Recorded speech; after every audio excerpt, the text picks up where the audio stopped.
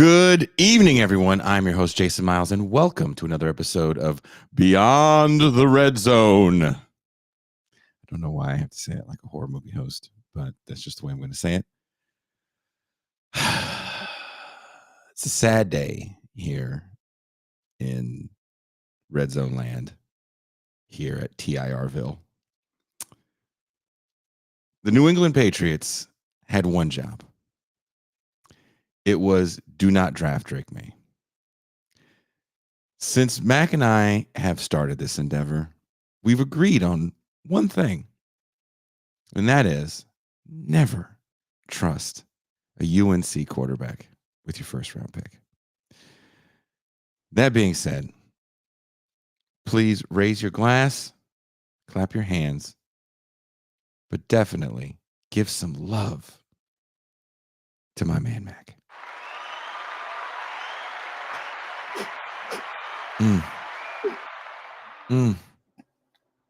I think everybody can see how disgusted I am with the Patriots right now, that I'm wearing my Roughnecks hat and they're the worst team in the XFL right now. The fact you're wearing an XFL. Hey, man.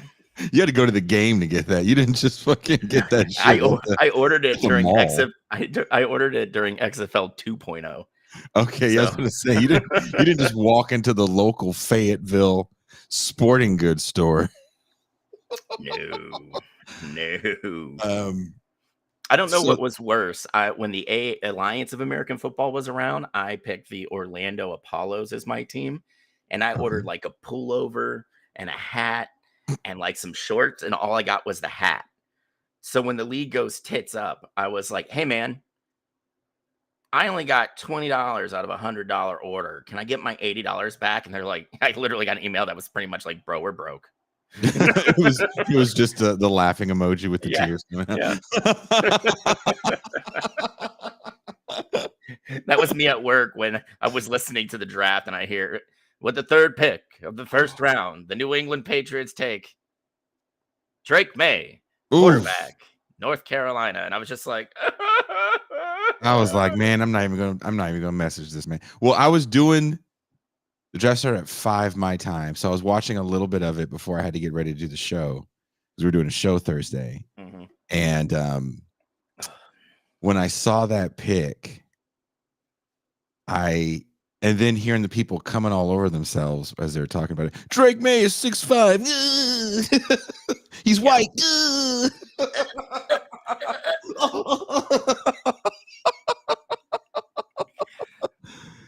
He can't read a defense for shit, but he can make plays. We don't know what that means. Look, he's got a great release point.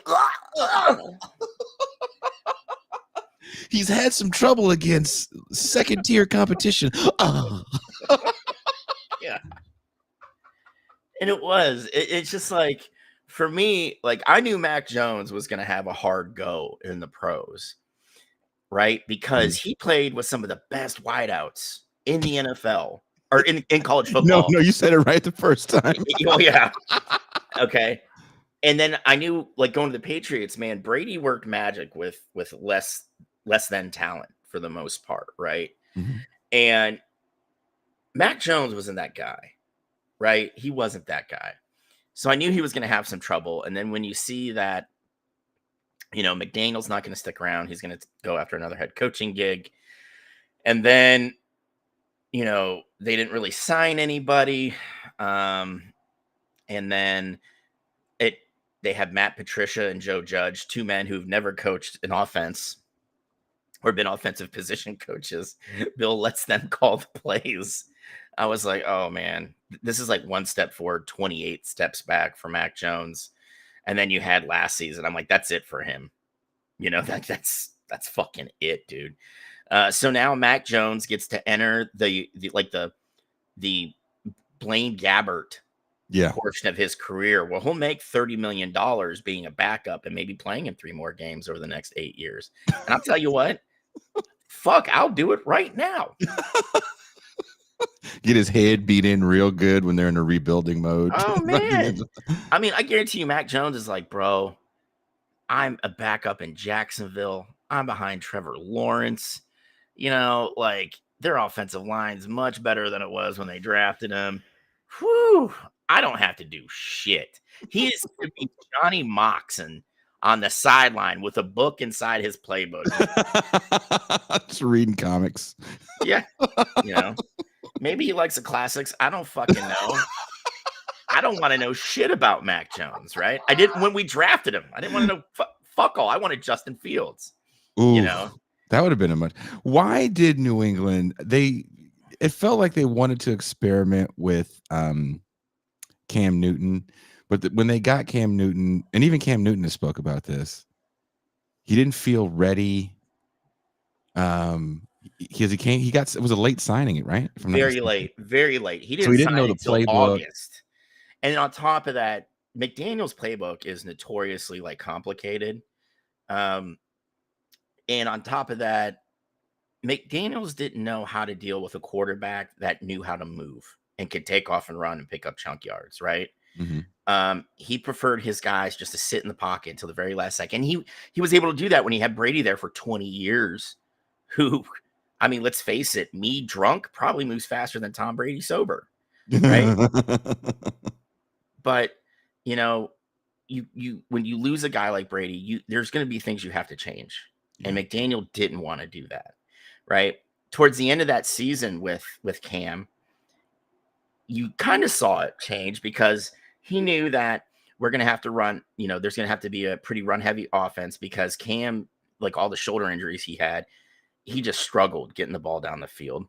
But he became like a short yardage, like fullback. Like the dude had like 16 rushing touchdowns that year. Did he really? Yeah, he had a stupid amount, right?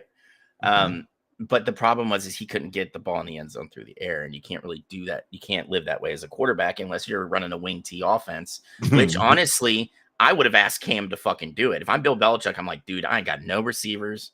I got the only one I got is Edelman. And I think that was his last year, right? And then, you still have a pretty good offensive line. Scarnecchia stayed, stuck around for an extra year after Brady left. Fun fact before I go on, Dante Scarnecchia, who's going to go down as the best offensive line coach of all time, guess where he got his start at? Where? SMU. Really? 79 with Ron Meyer. Oh, that was the team. Yeah. 79 is with Craig James and Eric Dickerson. That's their freshman years, right? That was their freshman year. Ooh. And the only reason I brought that up is because I'm reading a Payroll to Meet, the story of the Pony Excess. Pony Express. Excess. Yeah. Well, yeah. So the ESPN. Yeah. But the ESPN based their doc off this book. And I picked it up yesterday, Jason, and I'm 100 pages into it already. Like the guy who wrote it's phenomenal. It reads well. Yeah, it does. It reads very well. But yeah, I mean, I would have done that. I would have just ran an option offense. Like, fuck it. I don't have the receivers. I've got the line, and I've got some good running backs, and I got a quarterback that can move. So like that's what I would have done. Like, just fucking throw it back, man. Like, we're gonna take it. All right, guys, we're gonna take it back to 54. I need a seal here. I need a seal there. Listen, center guys, you got to get up to the second level. Get up to the second level. Hold your blocks. Get up to the second level. They're killing me, Whitey. Like, they're just all their plays are old NFL film tapes plays. The playbook's the autumn like wind is a radar. It's because it's just a series of dive counters and pitches. That's all it is. As boring as that might be to some people, I'd be down to watch that game. Bro, that would be the only way the Pats could win that for that year, because like their defense was still pretty good. It was stout. Why not just grind out 14-10 wins? That to me was the 90s Giants. Remember the early 90s New York Giants with Otis O.J. Anderson. Yeah, or OJ. Yeah. And then you had Bavaro at tight end. He was he was the reliable outlet if you needed 8 yards. Just no one embodied New York and the Giants football, the Jersey region that they play in, more than Mark Bavaro and Phil McConkey. Oh God, yeah. And dude, like the fact that Bavaro wore like the whole, he had that like the big bottom one with the one thing, it was always bent. Yeah. Do you remember that Monday night game? Or you don't remember that Monday night game where they played the Niners? And Giants Niners in the early 90s, late 80s was like prime time football, because they both, as much as people look at I don't know about now, But in that era, they looked at the Niners as a finesse team because of the West Coast offense. West Coast offense, and Jerry Rice, Joe Montana, John Taylor, Roger Craig, Tom Rathman, right? But people forgot how just dirty that defense was with like Ronnie Lott over the middle. Mm-hmm. And that was the game Monday night where I think the Giants ended up winning that game. Phil Simms, was it Phil Simms or Hostetler? I want to say it was Phil Simms, hits Bavaro over the middle. And Bavaro takes like 8 Niners with him for like a 10-yard jaunt. I mean, that's the thing. Like, I don't understand because I remember watching games with Bavaro and he could barely move. His knees were so shot, but he'd always find a hole in the center of the defense. And like you said, the first guy would like hit him and bounce off. And then, Bavaro's throwing out some slur because he is Italian, And then 2 more guys just kind of grab on his back and he just kind of walks forward another couple yards. He's like, "Hey, I'm walking over here. There's Moulignons all over the place. I'm walking over here. What is?" And it took Ronnie Lott like hitting him and he's still upright. He's like, "Dude, I literally cut off my own finger to play." And Bavaro's like, "All right, man, I'm going down. Fuck it." You put it like that. Oh, he's a good guy. That guy's okay. Hey. I hope Mark Bavaro was watching this. If anyone knows Mark Bavaro, please send this to him. Clip it and send it to him. It's gonna be like he's gonna hit us up on Instagram. Like, you know what? That's pretty funny, guys. Don't fucking do it again. All right. I know people. Hey, use two guys. Now, like I think the draft kind of unfolded the way we thought it would. Like run on QBs. And then there wasn't another one picked until Spencer Rattler after the first round.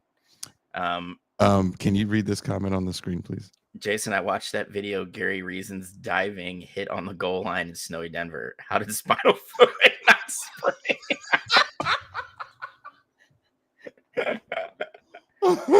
Oh man. The guy gets up and he's like, "Wait a minute, there's something's leaking from my ear. It's like true punch. That is brain fluid, dude. You need to go get checked out right now." He might need to take a play off, coach. Parcells is over there. Oh, I got a bunch of pussies over here. This is fucking girls football. What is this? There's a part of me that's glad that some of those coaches are gone from the game. Dude, yes, because we'd have dead players right now, honestly. as fast and large as some of these people are right now, there would be dead players. Yeah. There would definitely be dead. Can you imagine Jerry Glanville with some of these players right now? God damn. He would be running. He and Buddy Ryan both ran variations of the 46. And it was like, all right, guys, just whatever's in front of you, run and hit it as hard as you can. Mm-hmm. And dude, can you imagine like with the players we have now? Jerry Glanville with primetime Von Miller. Ugh. Ugh.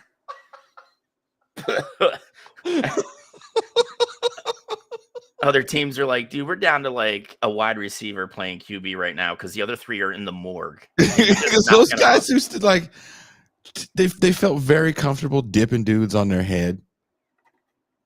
Very comfortable. Dude, look, before we get side railed too much, because I do want to talk about. All I'm saying is Glanville, his favorite player was Chuck fucking Cecil. Like, should have been arrested for the way he tackled. Okay, should have been arrested. Because if we're talking about spinal fluid leaking out, that was just a random second down run play for Chuck Cecil when he hit somebody. And what is Glanville known for? Do you guys remember when he was a coordinator? The grits blitz. Yeah.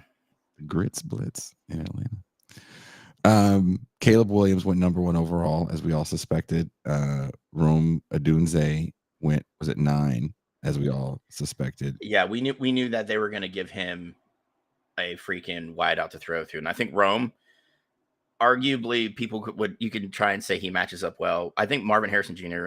was the most pro-ready wide out. By far, right? But Rome, I think with a year of seasoning is going to be just as good.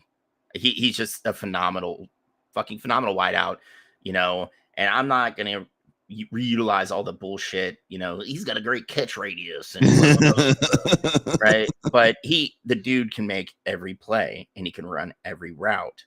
And when you have a quarterback like Caleb Williams, who can pretty much put the ball wherever he wants. That's perfect. And you've got him matched up with Moore and Kmet at tight end. Like, that's great, dude. That is perfect for Caleb Williams coming in as a rookie. Oh, I love the Keenan Allen trade as well. Oh, dude, Keenan Allen, and he's going to be wide receiver 3, dude.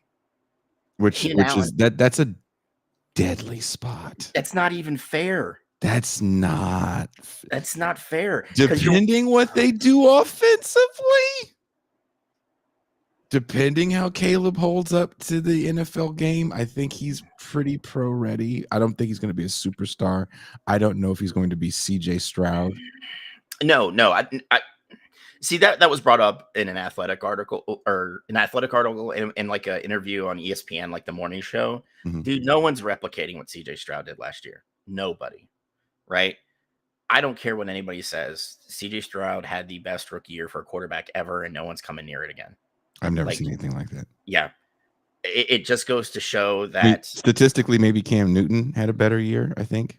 Maybe. Yeah. But when you're talking about overall, when you're talking about touchdown to interception ratio, CJ's got him beat by a mile. When you're looking at accuracy, by a mile. Yes. Probably by a mile and a half. Listening to CJ Stroud talk about football is actually really fun. Because he seems so excited. Did you watch that thing where him and where you sent it to me, dude? And I watched it because I'll watch anything with CJ. And like, I'm probably one of the few Ohio State fans that I'm not mad at CJ over making the comments like, I'm not in college anymore. I play for the Houston Texans. That's my focus. I get that. He's playing. He's got a job now, guys. Okay, in a few years, he can go back to the horseshoe and be that dude on the sideline. You know, but like, I'm not mad at a guy saying I'm preparing to play this Sunday. I'm a rookie. I have to literally still get in the playbook, still do all the, the things that rookies are expected to do. I mean, I would have loved CJ to pull that Georgia game out. I don't, Marvin Harrison Jr. went out. Like, Ohio State should have won that game. Jim Knowles made horrible defensive adjustments in the second half, letting future congressman from the 3rd district of Georgia, Stetson Bennett III, fucking throw balls all over the field. Stetson Bennett. Yeah, Stetson Bennett III. God. Yes, Dr. Claw, you missed it, but you'll see me cry later when we talk about the Cavs for a second. We'll always have to. So Caleb goes number 1. I'm excited to watch the Bears. I'm not going to lie. I think Bears are going to be must-see TV for at least the first 3 or 4 games. The number 2 pick. That's who I wanted. If we were going to stay at quarterback and not trade back, I really wanted Daniels. I think he's going to be a guy that probably would have benefited him to sit. Mm-hmm. But in Washington, he doesn't have that luxury. Now, what he does have is Terry McLaurin, another Ohio State wideout. Really good.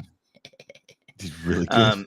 Who's really showed, like, he was a good college receiver, but I think he's moving up into like he's showing really the fuck out in the pros. Yeah, really good in the pros. And Washington's gotten better, but like, if I'm Washington, I know my roster is just full of holes.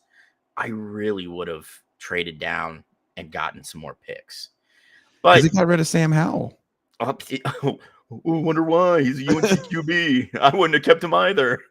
I mean, still, you need.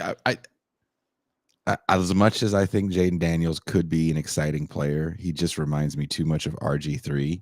And remembering how excited I was watching RG3 that very electric rookie year. Yeah. I think that might have been one of the best years for rookie quarterbacks. Him and Andrew Luck playing that same year. Yeah. Oh. Yeah. Oh. I mean, and it was then like when that knee injury happens.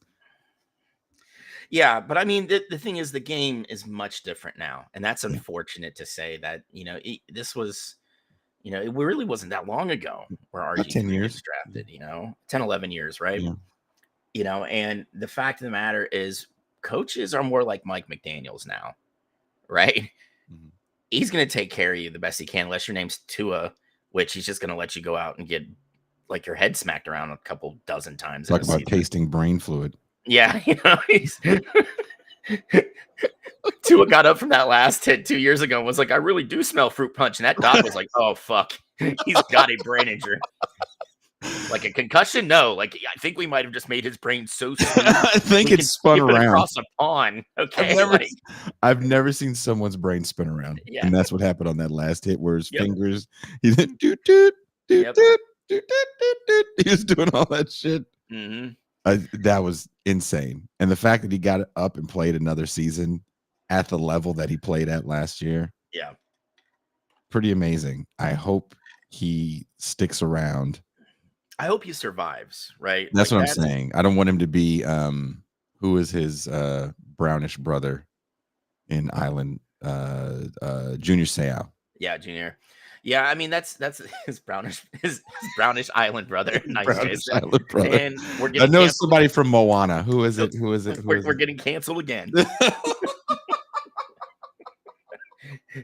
the Samoan Polynesian. Is he even Samoan? I don't remember what Junior Seau was. Yeah, Junior was Polynesian. I know he's Polynesian, but that's a region.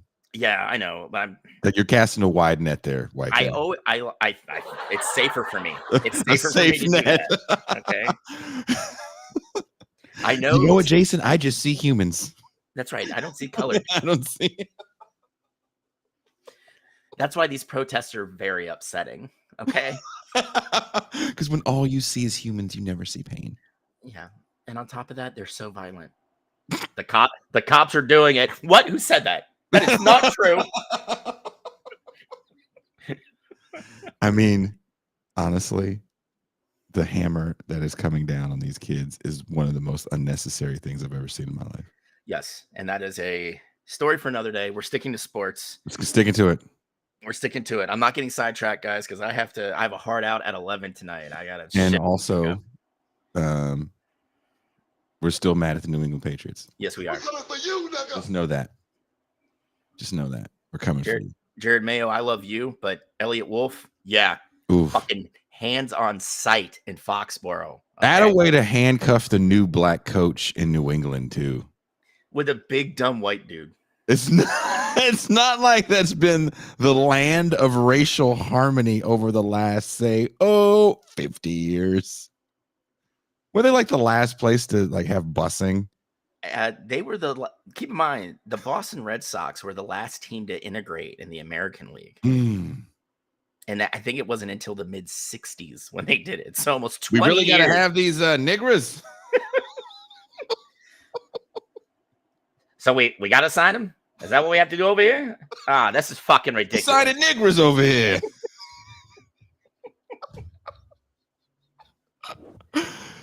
You're going to give the black head coach. That's the quarterback you wanted. It could have been such a that would have been the racial olive branch for the entire Northeast. You know what I'm hoping for, Jason? You know, have you seen this shit where it's like the white dude who then they show pictures of him, but then he starts dating a black girl or marries a black girl, and then they show him. Like, I'm kind of hoping that happens to Drake when he gets to Foxborough and he links up with Coach Mayo, right? Like, Coach Mayo becomes the black wife for him, and he just like ends up this amazing dude. And you just like pregame, you see him in the locker room, and he's wearing like a couple chains. And I'm not talking like little necklaces with a cross, but like actual like Flavor Flav chains, right? Maybe he's even pushing boundaries and he gets his hair braided, you know, like he's chiming in on the Drake Kendrick Lamar rap beef. Oh yeah. And right, he's totally on Kendrick's side, right? Like he's totally on Kendrick's side. Right. And he's just in there with like his headphones on. They're like, "What are you listening to, man?" And he just throws out this really obscure rapper. And he's just like, "I'm into it, dude. I can't help it." You know, and he just goes back and he's like wrapping his ankle. He's going over his play. Like, I hope that happens for Drake. But something tells me he's going to end up in the offseason going to dinners with Sam Darnold and JJ McCarthy.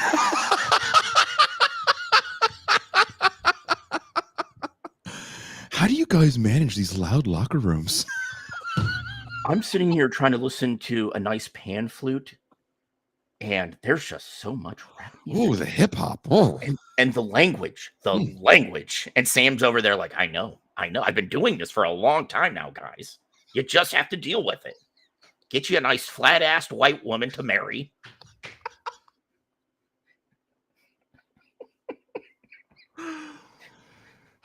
Just my luck. I'm going to go to LA, run into Sam Darnold super randomly, like, oh, shit. Ooh. I know you. I know you. Excuse me, sir. How dare you talk about my peaches? Oh, that's her name, huh? She is in the gym doing squats like Fergie told her to do. Okay. Fergie told her to do. Well, you take a Fergalicious flat ass and you come down to Mexico, get her a BBL. It's on me. She'll be backing that ass up in no time. All right. You'll see, Sam. Oh, you'll see. Yeah. But seriously, I'm a little worried for Jaden Daniels. We'll see. Yeah. The East is also tougher than you think. Yeah. I mean, let's face it. The Eagles are the Eagles, and they kind of imploded at the end of last season. But the Eagles just keep getting better every year. Like their front office people, that their scouts and that GM are phenomenal. They just they manage to move up around in the draft and just draft these amazingly talented young players to kind of fill the gaps as their veterans are aging out, right? They managed to get essentially Jason Kelsey's replacement in the 3rd round, like the 2nd rated center, I believe, and like you can't shake your dick at getting the 2nd rated center in the draft in the 3rd, right? Like you can't do that. And then, the Cowboys are still the Cowboys. They're gonna be tough to beat in the regular season, but fall on their fucking face in the postseason. And let's face it, man, who knows what the Giants are doing, right? Brian Daboll had a great first year. Last year was a train wreck. I was going to ask you about that. How do you feel about that Giants pick? Do you think? I love, dude. If you're like, for me, if you're telling me, hey man, I'm going to take the 4th receiver from LSU, I'm like, you're good. LSU and Ohio State put out the best wideouts in the country. Year in, year out. I don't think there's an argument to be made about those two schools being 1A and 1B wide receiver U, right? Like they just put out too much talent at the positions. So Neighbors is going to be a great, that's a smart pick at 6. But who's throwing him the fucking ball? We know it's not Danny Dimes. I think that experiment has, came and went. You think? Oh yeah. Honestly, I can see the Giants maybe during like OTAs going into preseason, like trying to find a taker and eating a lot of the money, kind of the way the Broncos did. Yeah.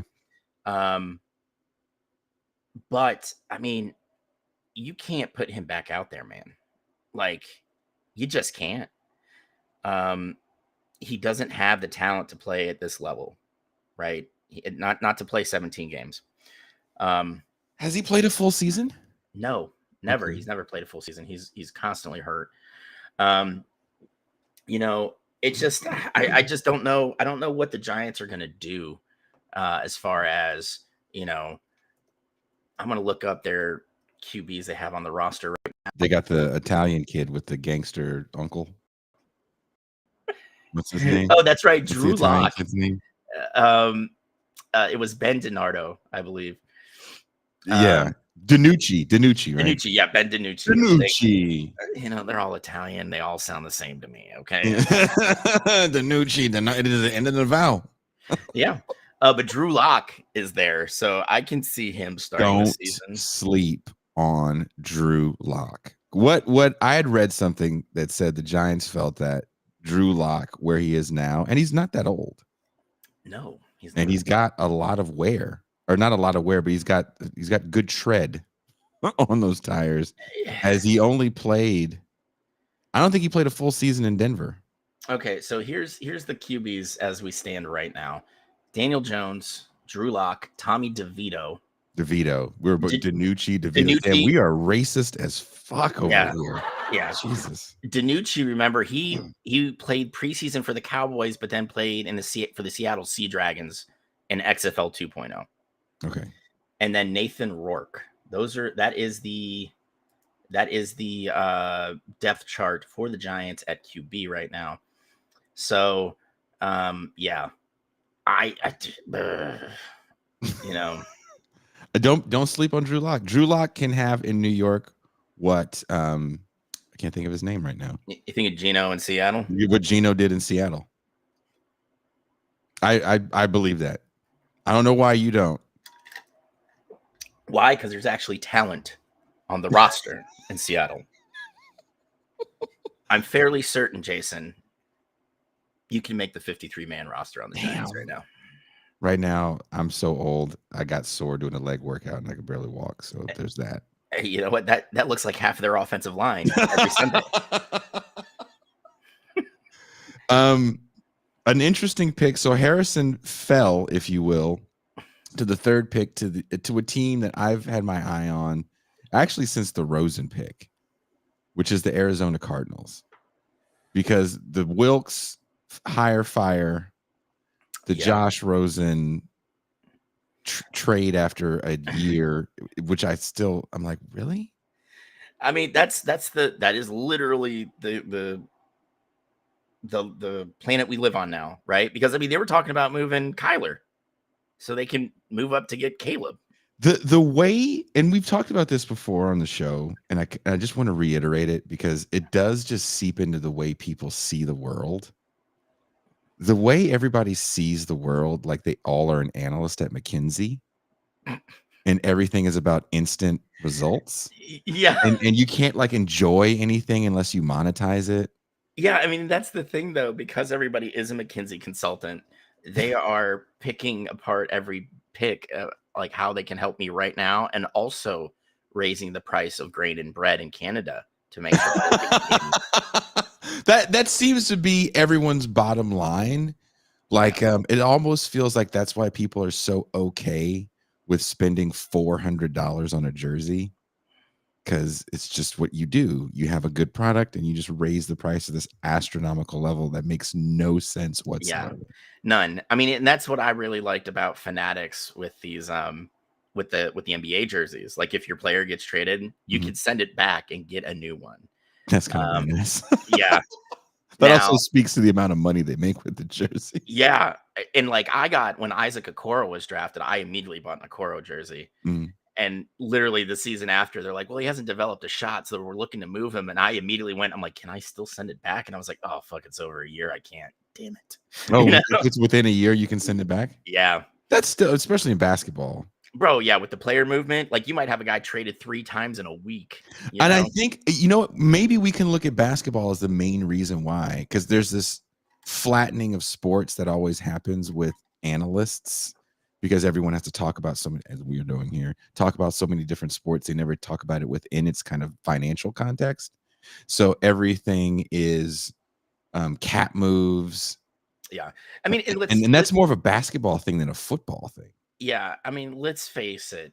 The fact of the matter is very few people can navigate the NFL salary cap. Yeah. Right. I have trouble doing it. I understand the NBA salary cap more. Better than I do the NFL salary cap. And that is by far the most complicated one because you have like the mid-level exceptions that don't count against the cap. What is the curtain, as they call it?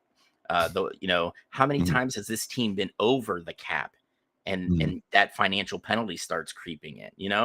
The NBA salary cap is stupid difficult to navigate, but like I wanted to get some writing published. So I was like, fuck it. My local newspaper doesn't have an NBA beat writer anymore. I got it. So I went and learned it and fucking wrote stories about the Hornets, which was awful because the Hornets are still not a very well-run organization. They're better now that Michael Jordan's not there, but it is what it is. But like the NFL salary cap, like we think it's just got to be dollars for dollars. No, dude, you're not getting it. Like people were shocked. I can't tell you how many people were texting me the morning Russell Wilson ends up in Pittsburgh. And they're like, well, if he's not on the team anymore, why is Denver carrying all this money? Well, because that is the rules of the cap. Yeah. And he's a bad product. Nobody wanted him. So Denver was literally goes, we'll eat fucking 90% of this shit. Pittsburgh came back and said, you're going to eat 98% of it and we'll take him. And they were like, fine. Tastes great. Yeah. This tastes like let's ride. You know, This tastes like rolling the dice on Bo Nix. That felt a little desperate. But I just want to. I do want to talk about that because I feel like, circling back to the Arizona Cardinals, that team people always look at constantly as analyzing dollars for some reason. And I feel like people do this because it makes them feel smart. Oh, yeah. They think they're playing some high-level chess. They think they're the Wolf of Wall Street. And it's like, well, is that really what you want to be, first of all? And what does this have to do about someone's ability to play the game at a high level? Yeah, I mean, and that's the thing too. People also neglect the fact that who's the ownership of the Arizona Cardinals? Oh, what is his name? Still the Bidwell family. The Bidwell family. That's what I thought it was. It's still horribly cheap. So cheap, in fact, that they're like, you know what? The team that I've owned, my family's owned since then, I believe the 60s. We're going to let it languish and then go buy an EPL team. Right? You know, because it's not enough to just own one franchise now. Right? And let's face it, the most the franchises with the highest valuations on the planet are NFL teams, not EPL teams. It's NFL teams. Right? Because it drags a lot of the EPL valuations down for the best teams like Arsenal or Man U. It's the teams at the bottom of the table that aren't worth shit. And it drags them down. It's like, what all the fucking white people in Fayetteville say. Wait, a black family moved in? Oh, fuck. Property value just got lower. We just lost $20,000 on our house. Babe, call the realtor. We're moving. We are moving. Right? Well, we ain't got no money. Baby, it's all tied up in what is it called? The equity? I don't know what it is. Junior took my last money under the couch, put it in this cryptocurrency. He got them Bitcoins. But yeah, the Bidwell family doesn't spend money, just like the Brown family didn't spend money in Cincinnati for however many years, So, yes, I'm actually sure, Nuri, the most the highest valued franchise in the world, I believe, is either the Cowboys or the Yankees, or they're very close. And now, keep in mind, these valuations are set up just like stocks. A bunch of analysts look at it and say, "Well, you've got all these assets, so you obviously are worth $7 billion, right?" Chelsea Cowboys, $9 billion valuation. Yeah. And Nuri, they sold for $5 billion. The fucking Washington Commanders, which have been a dog shit franchise for 20 plus years, sold for over $7 billion. So, like, come on, dude. And right now, Washington's looking to get the fuck out of their stadium. So they technically don't even have a stadium, and they sold for $7 billion. The A's, when they sell, right, are going to sell for over $2 billion. And that is essentially a AAA team. Ooh, we already had our I'm not bagging on him. Bad day about. I know you're not. It's still and I'm not. I am a Giants. I found a Giants jersey. Are you again? I keep fucking with you. Are you old enough? We're not that far apart in age. Do you remember the '80s Giants? The way the logo looked. Yeah, it was a little more round, and it said just Giants across. That's been my favorite thing. And I went on eBay. I didn't care if it was like, because also that's so old. If you have one, it's before all the crazy licensing deals. It's way before Mitchell and Ness. So you should be able to find one with like pit stains on it. some dip stains from stains from people. You should be able to find Will Clark's game worn jersey for like $20. Yeah. And lo and behold, if you look long enough on eBay, found one for $24.99. Nice, dude. It's on its way. Will I be wearing it on the next show if it's here in time? Yes, I will. That's what I'm talking about. And I'll be walking all over this extended California region filled with Dodger fans playing the theme Staying Alive as I'm walking. You can't tell I'm on the way. I'm a Giants fan and fuck the Dodgers. Now, I mean, the thing is, like, when we're going to talk about Bo here real quick, because Michael Penix triggered that pick. When the Falcons definitely it triggered that pick, right? The Falcons kind of fucked a few teams. Can we admit the Falcons fucked the Raiders as well? Mm-hmm. Can we admit that? Yeah. Yeah, because Penix, it came out like the Raiders really wanted Penix. Really wanted That, Penix. as much as I hate Oakland Raiders, that would have been a really nice pickup. Penix and Devontae Adams. Yeah. Oh. Yeah. I mean, and that team's gotten, they had that young tight end. I can't remember his name for the life of me, guys. I'm sorry. I'm working on 3 hours of sleep daily for like the last 2 weeks. But that young tight end had a great season last year. And I really think the Raiders, I mean, they're not going to contend. Like they're not winning the AFC West anytime soon, right? Like the Chiefs are there. Yeah. You can never count out a Harbaugh, you really fucking can. Can we not forget what Jim Harbaugh did with a horrible Niners team? Do you remember how bad the Niners were before Harbaugh got there? Oh, dude, those early bulky teams were just like, oh God, what happened? He went to 3 straight NFC championships. Yeah, and the thing is, the roster didn't change much. He just plugged in rookies. No. Alex Smith was known as a bust. Yeah. Alex Smith got his career extended after Harbaugh comes in there and puts in, we're going to put a seal here. Yeah. And a seal here. Remember, guys, get up to the second level. Yeah, I mean, and he essentially did it with this draft by drafting Alt from Notre Dame, Hey, and we're going to talk a little bit about that. He is the son of another famous offensive lineman from the Kansas City Chiefs. Yeah. But yeah, the Penix pick triggered Denver into fuck, we have to get a QB, right? But I would have been so happy with Spencer Rattler in the 2nd or 3rd round. That's the thing, man. I got to watch a lot of Spencer Rattler. Okay.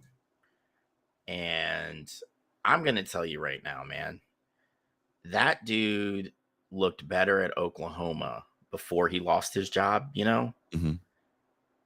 Maybe it was just because he's playing in South Carolina, right? Which, if Steve Spurrier can't make you good, you're never going to be good. You're never going to. Sorry, guys. Yeah. It's just not going to happen, but I just see him as another kind of Chris Sims type of dude. Oof. Oof. Comes in, there's some hype, and then he gets 4 or 5 years as a backup, and then what? I mean, I don't want that for him. I hope that he goes on and has a great career. I hope he makes me look like an asshole. That's what I want. That's what I want for all these kids I got drafted. Yeah. Right. But let's face it, man, when you're drafting a quarterback at any point in this draft, it's a chuck of the dice. It really is. Now, I was really surprised that Atlanta went with Penix after signing Kirk Cousins. And even it comes out that fucking Kirk Cousins had a little hissy fit about you think the drafting of Penix. Now, for me, I thought I can't remember the writer, but they even have the same colors as the Any Given Sunday fucking jerseys. Yeah. It's like, come on, guys. The thing is, it's Penix is not a young man in football years. Thank you. Right? So Cousins has a 3-year deal. Is Penix sitting the entire time? Nope. Right? You burned a 1st-round pick at 8 on this quarterback. You sit him a year, sure. I don't know how Kirk Cousins' contract is laid out, but let's face it, the man's agent should be put on the Mount Rushmore as the only agent on Agent Mount Rushmore, because he got that motherfucker paid. That's some Jerry Maguire R-list level shit. Fuck yeah, right? Yeah. So I imagine that there is no there's no dead money. It's just dude, it's guaranteed, and you're gonna fucking pay football Clippers at a great draft. Well done, Dr. Claw. Well done. Well done, sir. That's why you're the orthopedic surgeon for the Cavs, and we're just talking about sports. I saw that pick, and I saw our good friend he doesn't know we exist, Max Brown, former quarterback of the USC Trojans and the Pitt Panthers, said something interesting. He said, there's some teams like the Packers that have been looking to the future and it's paid dividends for them. Yeah. Brett Favre was a great pickup, but they had a quarterback when they had Brett Favre, a guy that was actually leading the NFL in passing by the name of Don Majkowski. Majkowski gets hurt. Favre comes in. No one remembers Don Majkowski. Brett Favre has a legendary career. And I have to say that because he seems like such a doucher. Yeah, but I mean, let's face it, some of the greatest players of their sport were phenomenal assholes. Look at Ty Cobb. I mean, fuck. He was just a total degenerate and a horrible person. Only guy ever elected to the Baseball Hall of Fame unanimously. He spiked every fucking second baseman that tried to stop him from stealing and once ran into the crowd to beat a black man. Oh, I'm sure Ty Cobb protested when with there was his like shoe, black players in the league. And get this, the black man he hit was a World War I veteran who had lost a leg. Look, I don't have any Ty Cobb baseball cards. Well, if I did, I would have sold them. And it's like, fuck yeah. There's and you're right. There's a lot of Brett Favre, but after Brett Favre, what do? As he's getting a little long in the tooth, but he's still playing at a high level, they draft Aaron Rodgers. Yeah. I mean, let's face it, the Packers have a good kind of like bullshit meter because it was when Favre was like starting to piss and moan about everything in Green Bay, and they're like, you know what? Fuck this guy. Isn't the same thing Aaron Rodgers did? Yeah. So Rodgers starts pissing and moaning, and they're like, you know what? Fuck you too. And they they found the secret though too, because it's not like Jordan Love was playing at UCLA. Yeah, he was out there at Utah State, so maybe Green Bay is the big city for him. I mean, yeah, poor kid. Drive to Milwaukee. Let's go to Milwaukee. Let's go to the city. The thing is, he played at Utah State, and let's face it, Utah's not a place with people of color in abundance. So he's like, man, he's draft day. He's coming. He's like, let me get to a city. Come on, let me get there. And they're like, what a pick. Green Bay Packers select Jordan Love, Utah State. And he's just like, oh, Lord, what hast thou done? More white women.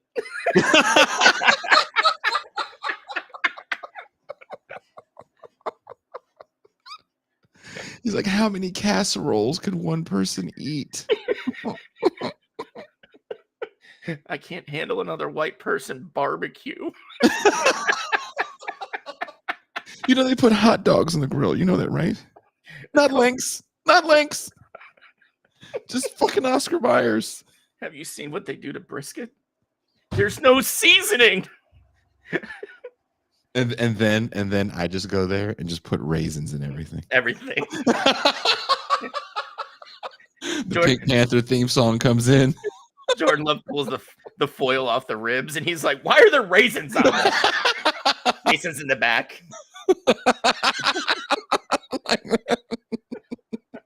This just slowly disappear. Like you're the Homer fading into the ivy.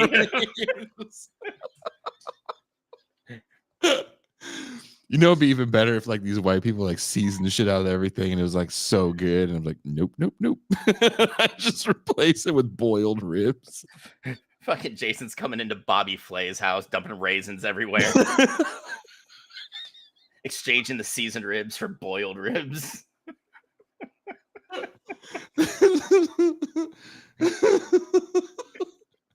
Isn't it tender?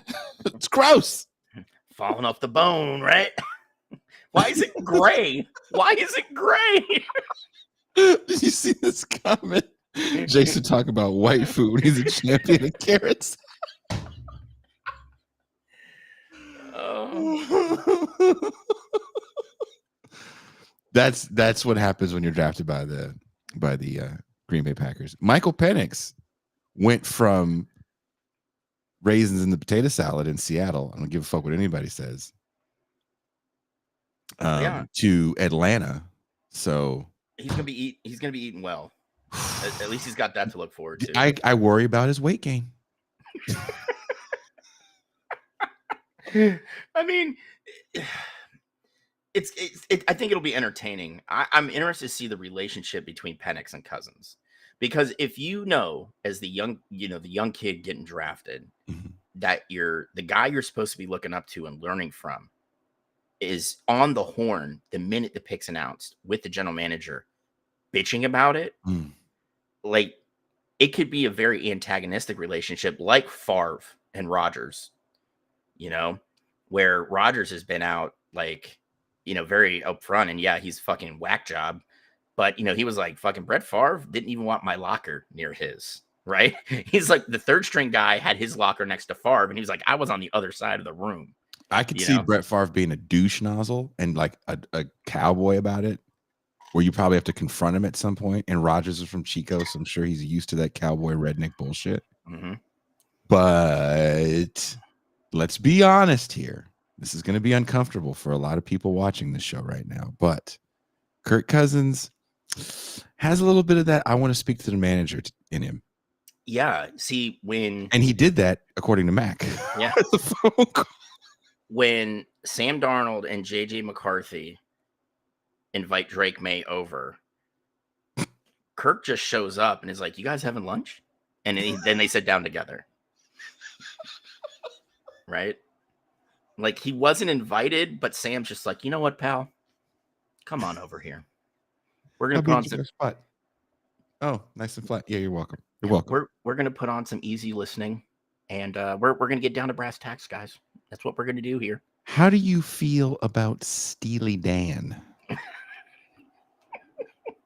Because that's God's music, Steely Dan. Okay, it's amazing. And then Kirk Cousins comes and he goes, I got something really. You guys might not be ready for it. He just puts on praise and worship music, and then the whole night, it's just, our God is an awesome God.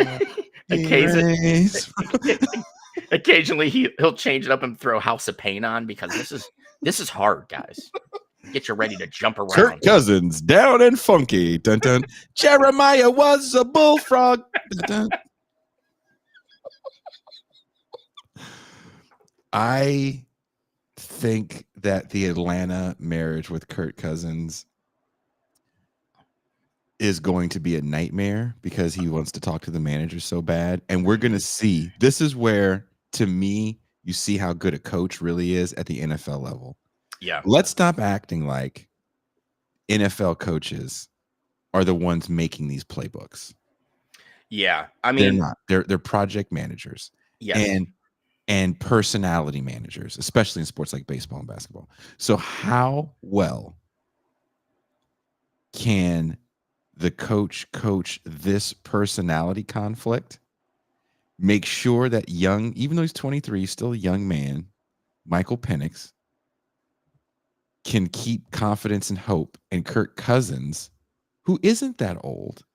What is he, 33? No, he's 35, 36. Oh, really? I mean, is he really?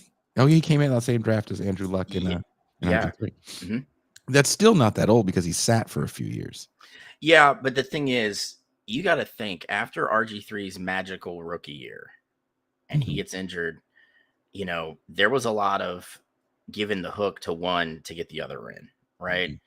So, Cousins essentially has been playing football since his second year in the league. The issue now is, how is he coming back from an Achilles injury? That is not, we've talked about that a million times. Achilles injuries aren't something you just come back from and you're the same way you were. Our big one's Klay Thompson, right? Yeah. But with a quarterback, you got to think he's got to drive off that foot to make every throw.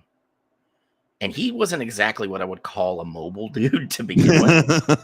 And look at what happened to Dan Marino. He wasn't exactly a mobile guy, but after he tore his Achilles, dude could barely move in the pocket. And I know medicine's advanced quite a bit since then. I'm well aware, guys. Like, technology can be a good thing. But, like, I don't know, man. For me, if I'm an NFL GM, I know I need a quarterback. Sure, I'll take Kirk Cousins. You know what I'm probably going to pass on Kirk Cousins, though, is because of that fucking agent who's going to bilk me out of 100+ million for 3 years. And I'm going to have to pay every red The fucking cent. pictures of, I don't know what. It had to be like necrophilia. It had to be like next level disgusting pictures that dude had to get Kirk Cousins. Kirk Cousins, of all people, that contract. Oh, Of dude, all yeah. people. Or is back to the McKinsey thing, is this just the world we live in where everything is so about analytics that that's the only way you're seeing these players, through the lens of your analytics and not really breaking down game film?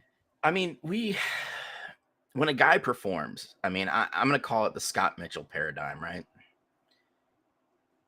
He performed, taking over for Marino after he got hurt, and then parlayed that into what was then a giant deal, right? Just a giant deal in Detroit. And he was all right. He was never the same. I don't think the relationship with Wayne Fontes, because you're going from Miami, which is a very pass happy offense, to Detroit, which the offense was Barry Sanders. Yeah. Right. It was essentially you threw it up to Herman Moore and then ran the ball. So, that was it. That was the game. A very underrated wide receiver, by the way. Herman. Yes.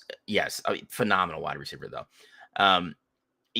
But like the thing is, Cousins performs in the regular season, but it's what has he done in the playoffs? Jack shit. I mean, and the thing is, this is Atlanta. This is a team that wants to put Atlanta back on the map, because let's face it, the Hawks are falling on their face. There's no more hockey there, and they're trying to keep up with the Braves. Like, Atlanta might be the largest metropolitan area outside of New York, where like the favorite sons are the baseball team right now. Yeah, it has been for a long time though. Yeah, but I mean, they fell off for a while and completely rebuilt through the draft. So their players are super young, and they lock them into long deals really early. So they're not paying them $300-something million a year. They're getting, or during the course of their contract, they're getting like 60, 70, 80 million, because they lock them in during arbitration years. So like, you don't see that anymore. Baseball is not a wildly popular sport the way it used to be. No. So like, Arthur Blank's like, listen, man, we gotta beat the fucking Braves. How is baseball beating football? Blah, blah, blah, and he's ranting, raving about how great Home Depot is all at the same time. It's much better than Lowe's. Come see the Falcons. But like, they have Bijan. You've got Drake London. You've got Kyle Pitts. There's some talent at the skill positions. You need somebody to get him the ball. Cousins maybe will get, like, maybe they make a big jump. Maybe the Falcons win the NFC South this year. It's a winnable division, as you say. Yes, very winnable, right? A lot of parity down there. You have a doormat known as the Carolina Panthers. That's going to be two good wins right there. So if you split the other 4 games with the other 2 teams, and then just play well on the rest of your schedule, you got a chance to win that division. But what is Kirk Cousins going to do in the playoffs? He had some phenomenal Minnesota teams, that they should have won, and they didn't. So I don't know, man. I really think, maybe you roll the dice with Cousins for a year or two, and when you realize that you haven't won a playoff game yet, or you're getting bounced after the first round, hey, man, Kirk, thanks, dude. We appreciate it. We're going with Michael from here on out. And see what you got. Younger players typically connect with younger players better. Veterans have a hard time working with younger players. Yeah. Another reason why the Kirk Cousins move to the Michael Penix trade, I feel like they could have still got, if you trade down and get more picks, you still could have got a quality future project at quarterback. Yeah. 23, first of all. Yeah, I mean, that's the biggest thing for me is, and like, getting back, like, just kind of putting a ribbon on the QB talk. You guys know I like Bo Nix. I don't know if I take him as high as the Broncos did, but when you have a need, and the Broncos have a need, yeah, right? roll the dice, man. Right? Timothy, his cousin's contract is 3 years. But like the thing is, the damage from the Wilson trade's done now. Like that's done. The Browns damage from the Deshaun Watson trade, that's done. So going into next year, you're going to get your first round picks back, right? And I hope this is a lesson for both organizations to not kind of like sell the farm to bring in these guys. Like I think both of those trades are huge, like Can I name you some names that, because we know the top 1, 2, 3, 4, 5 quarterbacks go, or some people had as the top 5 quarterbacks go in the first round, right? And you're talking about Bo Nix. Spencer Rattler doesn't go to the 5th, but another player that goes about 21 picks after him, who I thought was better than Spencer Rattler, and he had a nasty injury towards the end of the season, is Jordan Travis at Florida State. Yeah. I mean, and that's the thing with Travis. Is that the steal? Is that maybe the steal of the draft? Maybe, but like it depends on how he comes back, man. Because that injury, bro, that was brutal. It was sad. Yeah, and the thing is, it was so bad. ESPN was like, "We can't show it again," and it's like, oh, of all the things, like I remember watching Jason Kendall's foot completely turn around, and he showed that like 68 times. They still showed Joe Namath's leg getting broke on. Yeah, and I'm like, but I'm glad they didn't for the sake of that kid and his family. Like Jesus Christ, that was brutal. But yeah, maybe it depends on how he comes back. We've seen these players that have these horrendous injuries. Alex Smith, case in point, right? He came back for what, a year or two after, won the NFL Comeback Player of the Year. Yeah. And then was like, dude, I can't do it. I can't, like, it's just not the same, So I hope this kid's career isn't derailed before it even starts. But I mean, in the 5th round, why not take a flyer? You can put him on the injured list. His salary is going to be covered by insurance. And then you could just let him heal up, rehab, learn the playbook. And then going into next season, you have maybe a young quarterback that's ready to go. Do you think Aaron Rodgers will be nice to Jordan Travis because he got drafted in the 5th round? No, I think Aaron Rodgers is going to be a dickhead to Jordan Travis. And I imagine the first words out of Aaron Rodgers' mouth are you vaxxed? Oh, you are? Fuck off, cripple. Like...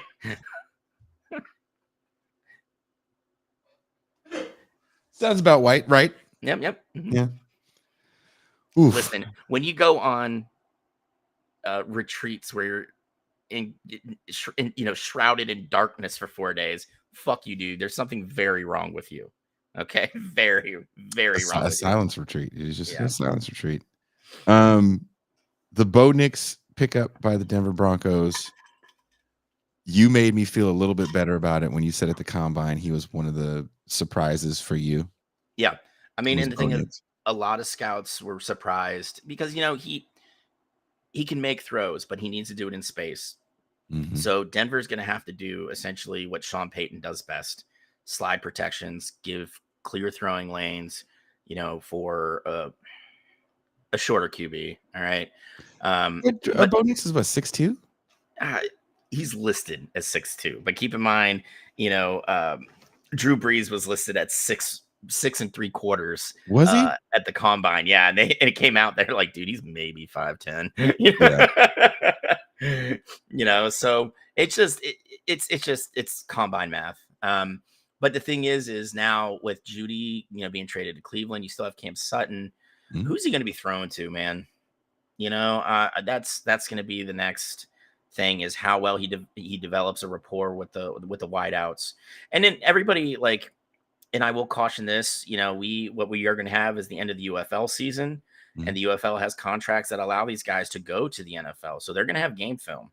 And, we saw at the end of last season, a lot of USFL and XFL players ended up on NFL rosters going into preseason. So, there's going to be a chance to, I commend these dudes playing in 10 regular season games plus maybe 2 playoff games, and then taking a month and a half break and going into NFL mini camps. Like, that's fucking brutal. Usually it's a tackling dummy. Yeah. So like maybe one of these guys steps up. But yeah, like who's Nick's going to throw to? But I think if there's a position or a team that could have drafted him to put him in the best position to be successful and kind of grow, it's with Sean Payton. Um, so I mean, there's that. And like the thing is everybody's like, well, I think Nick's is the biggest reach. And see, I don't. I think Amarius Mims, who was drafted 18 by the Bengals out of Georgia, he's a giant man. He's like 6'8". But the thing is, he only started 8 games in college. I think that's a reach because he's a project tackle. But he the thing is, he played at the right school, right? He played at Georgia, and everybody was like, dude, he wants to learn like how to be a great, pro left tackle, but left tackle development is hard.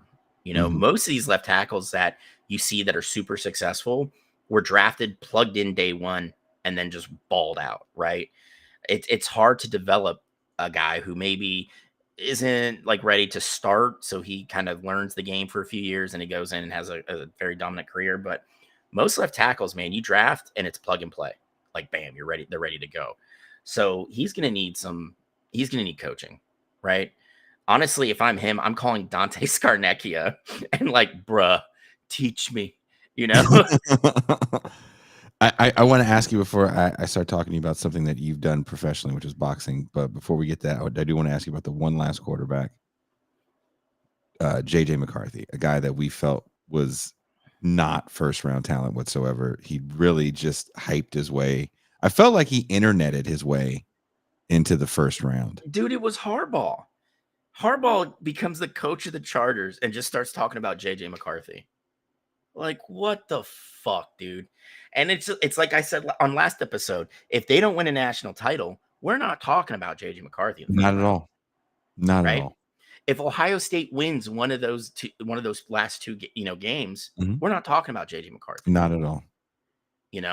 But because he won 2 straight against the Buckeyes and then pulls out a national title in his, senior year, got to be a first round pick. And dude, no. But since when though? Yeah. How many quarterbacks have been on national title teams that put up extremely similar numbers to JJ McCarthy, if not better? Steve Walsh didn't go in the first round. Nope. Craig Erickson, I think Craig Erickson did not go in the first round. Miami quarterback. Who else is a national championship winning quarterback? Does anyone remember the quarterback of the Penn State team that beat Miami in '86 when Testaverde came out? Oh, dude, I don't know. I know you don't, because you didn't see any NFL time. Yeah, and that's the thing. That's because this league revolves around the quarterback now. You're gonna take chances, right? And the thing is, it's like you said, Harbaugh talked him up, and he interneted himself up into the top 10, which for me is absolutely fucking madness, right? Because again, I really think he's one of those guys that was carried by the other skill players on the offense. That running back? Both of them. You had Blake Corum, who was the starter. Blake Corum, that's his name, yeah. And then you had the other dude who was he was kind of like, I don't want to say it was kind of like a bigger bruising guy and a shifty guy, because Corum is fast as shit. He's mildly shifty, but he's a beast. Yeah, but this other dude is just like lightning. Like he gets the ball, and if you miss a tackle, he's gone. And then their wideouts weren't too bad, and then you had just a fucking defense that was phenomenal. So it's not like he was out there winning games for the Wolverines. It's just he's one of Harbaugh's guys. And I hate to say it. Who another Harbaugh guy was? Josh Johnson, a guy who's still kicking around the league, and has played for, I believe, 9 teams. Yeah. So, I mean, but unlike JJ, Josh Johnson broke every Division II passing record there was to break. Yeah. I mean, that's, I don't know, man. Like, I think this is going to come back and bite the Vikings in the ass. That's what I really think is going to happen. I was really excited for Sam Darnold to have talent around him, a halfway decent defense. Listen, all you need to be excited for Sam Darnold is he finally has a friend in the locker room. That's it. You got a friend in me. That's right. And the thing is like the first practice, JJ's gonna like toss it like a beautiful ball to Jefferson, and Sam's gonna be like, JJ, that was well done. Chef's kiss, brother. Yeah.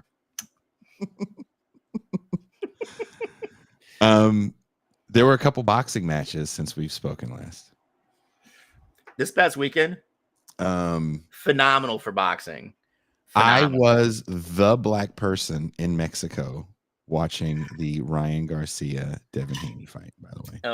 Okay. That has turned into the shit show of shit shows. Can I set the just want you to understand. Set the mood, Jason.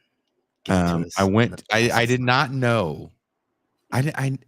There's this bar I go to.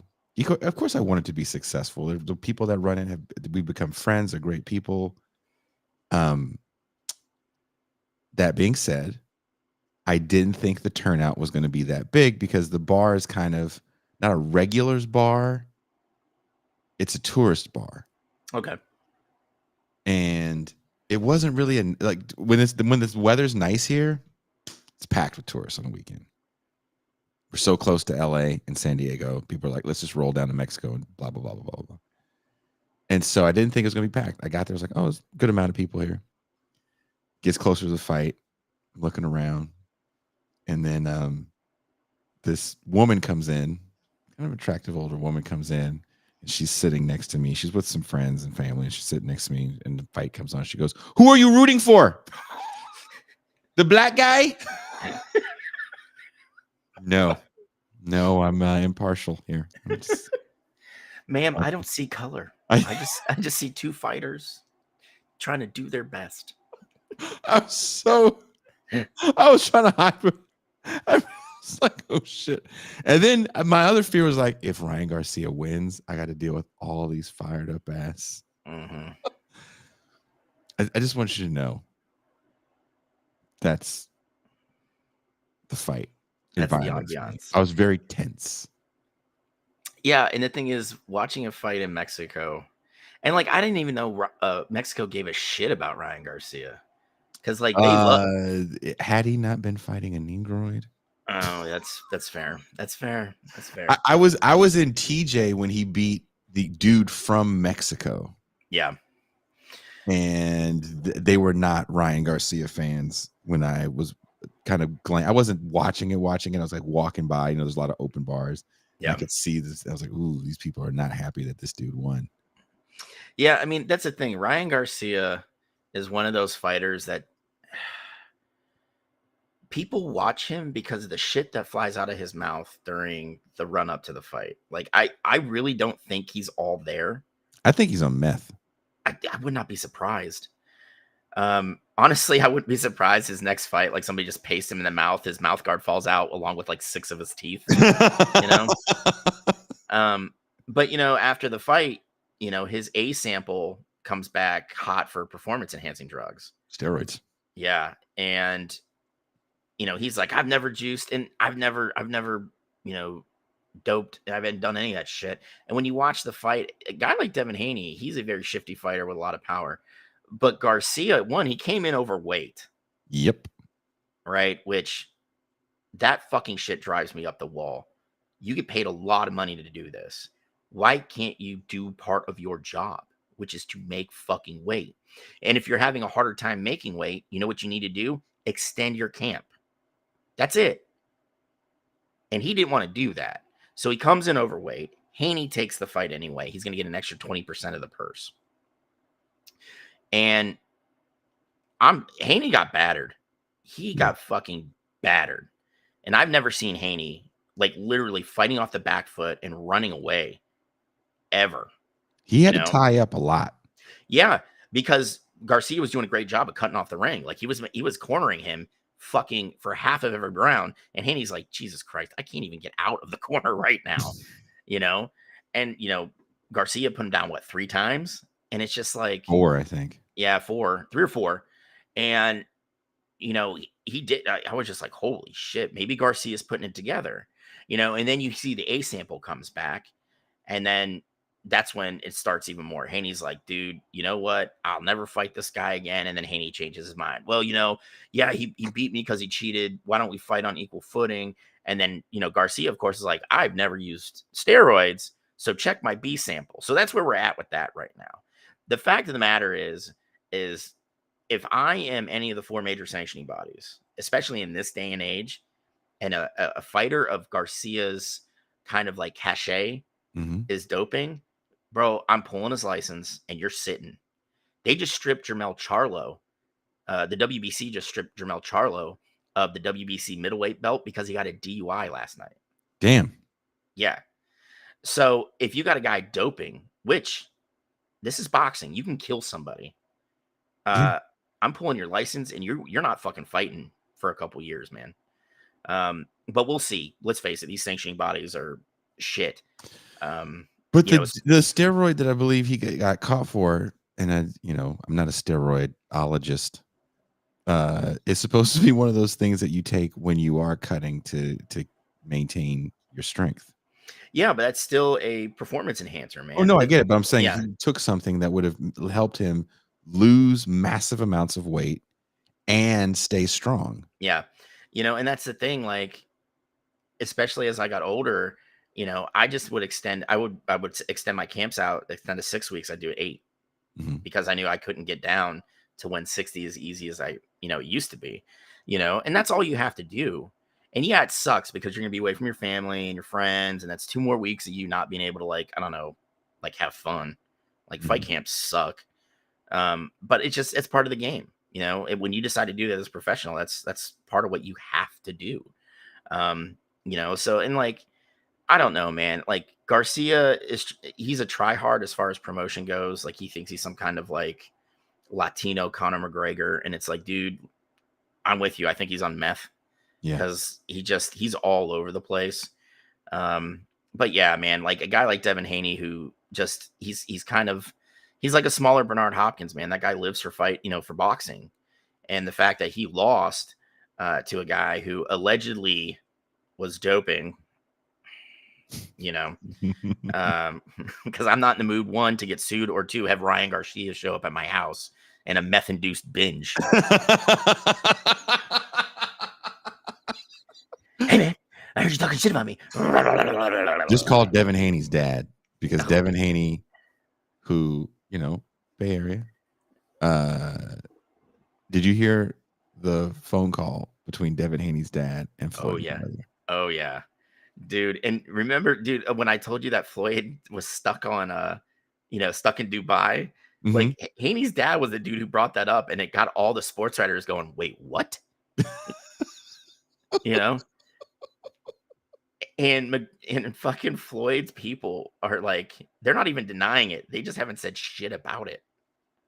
Which leads me to believe he fucked up in Dubai with the wrong royal. Dude, Devin Haney's dad talking to Floyd Mayweather. There was no fear in his heart. No. About whatever Floyd was about or is about or his people. There was no fear in that man's heart whatsoever. Well, you got to think the Haney family dealt with Floyd for a long time when Floyd, was promoting him, and it got to the point where he realized Mayweather's promotion isn't any better than Don King's at the height of their, his infamy. He really does rip off fighters. When fighters get injured during training, typically your promotion company will cover like, medical bills and stuff like that. Mayweather doesn't do that shit. Right.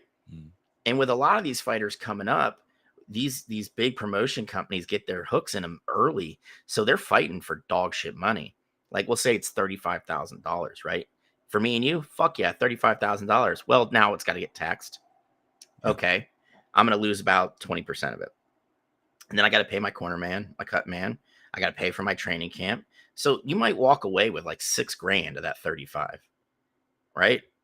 And you have to stretch that out until you can line up another fight. So if your promotion company's not covering the incidentals, like, rehab after a fight, or after an injury, you're kind of fucked. And Mayweather's, he's a dirty fuck. he is one of the most talented men to ever put gloves on and step into a ring, but just an awful person. He is the Ty Cobb of boxing. Well, pivoting from him to someone else that got yelled at, that's a promoter, Oscar De La Hoya, was promoting a Canelo Alvarez fight with another young man fighting out of TJ. Yeah, Jaime Mungaya.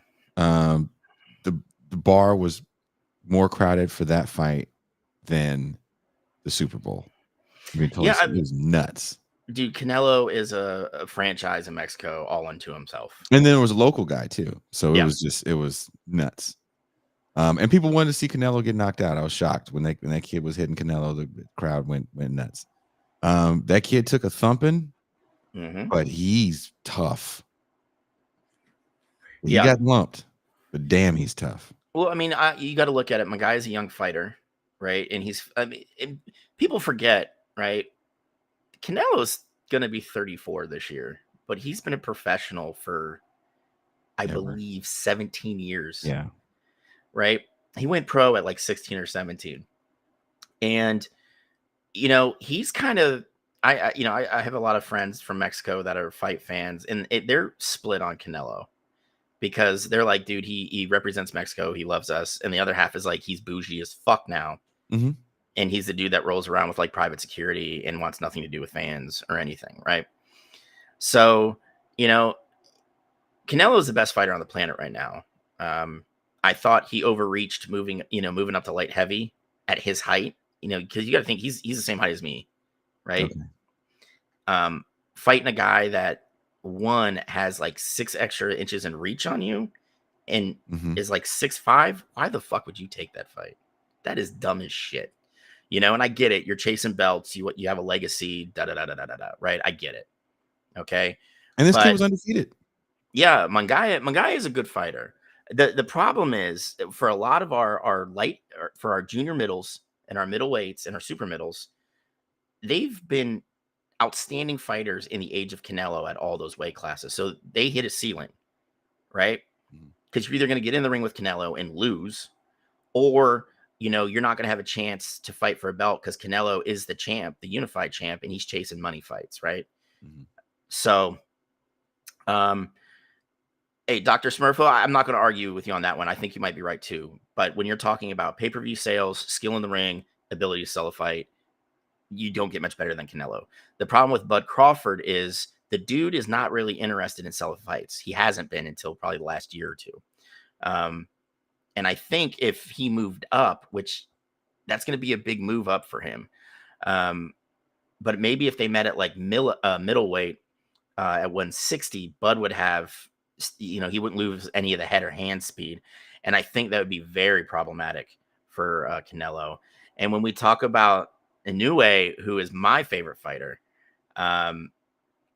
he's Japanese. And let's face it, these Japanese fighters at lighter weights typically don't do well in the US. That's why they fight a lot in Asia, Japan, China, Macau, a lot of the islands. Macau. Macau. But like Noya he is something else. But before we get into Noya fight, Canelo, he put on a clinic in the later rounds. Because for the first 6, Mungaya was up on a lot of people's cards. I was feeling he was getting some good power shots in. Yeah, but the thing is, Canelo, and I will give him credit for this, the dude is built for 12 rounds, right? And he makes sure he's ready to go 12. A lot of these fighters now, they have great camps, but a lot of them can't go 12, especially the guys that thump, So when we got past round 6 and you start seeing Canelo kind of separating himself, he's landing a lot of body shots, which is right up his alley. Like Canelo is one of my favorite fighters when it comes to working the body. Crawford is another great one that will just cut you down, right? Take away your gas and like watch you just huffing, in between rounds. And Canelo and Butter on the other side, just like they could be smoking a cigarette, like, oh, I'm gonna get this fucker this next round. That's what it felt like. Hey, get the bucket away from me. Where's my ashtray? Yeah, we're gonna go take care of this right now. That's also why I was kind of shocked at the kid, because I was like, oh, this kid's gonna go down. He's gonna hit him with a liver shot. That's it for this kid. And tougher than I thought. Yeah, I mean the thing is, Mangaya is going to have a chance to pick up a belt eventually. Like if I were Mangaya, I would probably drop down to middle because you have an open title now. WBC middleweight title it's open. Get you a belt. Start fighting the Charlo brothers are cream of the crop at junior middle. Yeah, Jermell kind of fucked up by getting a DUI, but he's a professional athlete. The Usos are some of the biggest names in wrestling, and they have like 6 DUIs to the point where they weren't even allowed in Canada for a pay-per-view like 2 years ago. So, right, yeah. But like go ahead, grab you a title where, and then kind of build up that resume. And then you start building on your own thing and you start making those money fights, right? Mangaya has that kind of talent. Now, the biggest threat at 168 at super middle is David Benavidez, who it seems like Canelo might be kind of trying to dodge. He's been very unenthusiastic about like signing a contract to fight this guy. And Benavidez he's Mangaya that walks around at like 180 and cuts down to 160 or 168, like he's a big, powerful dude.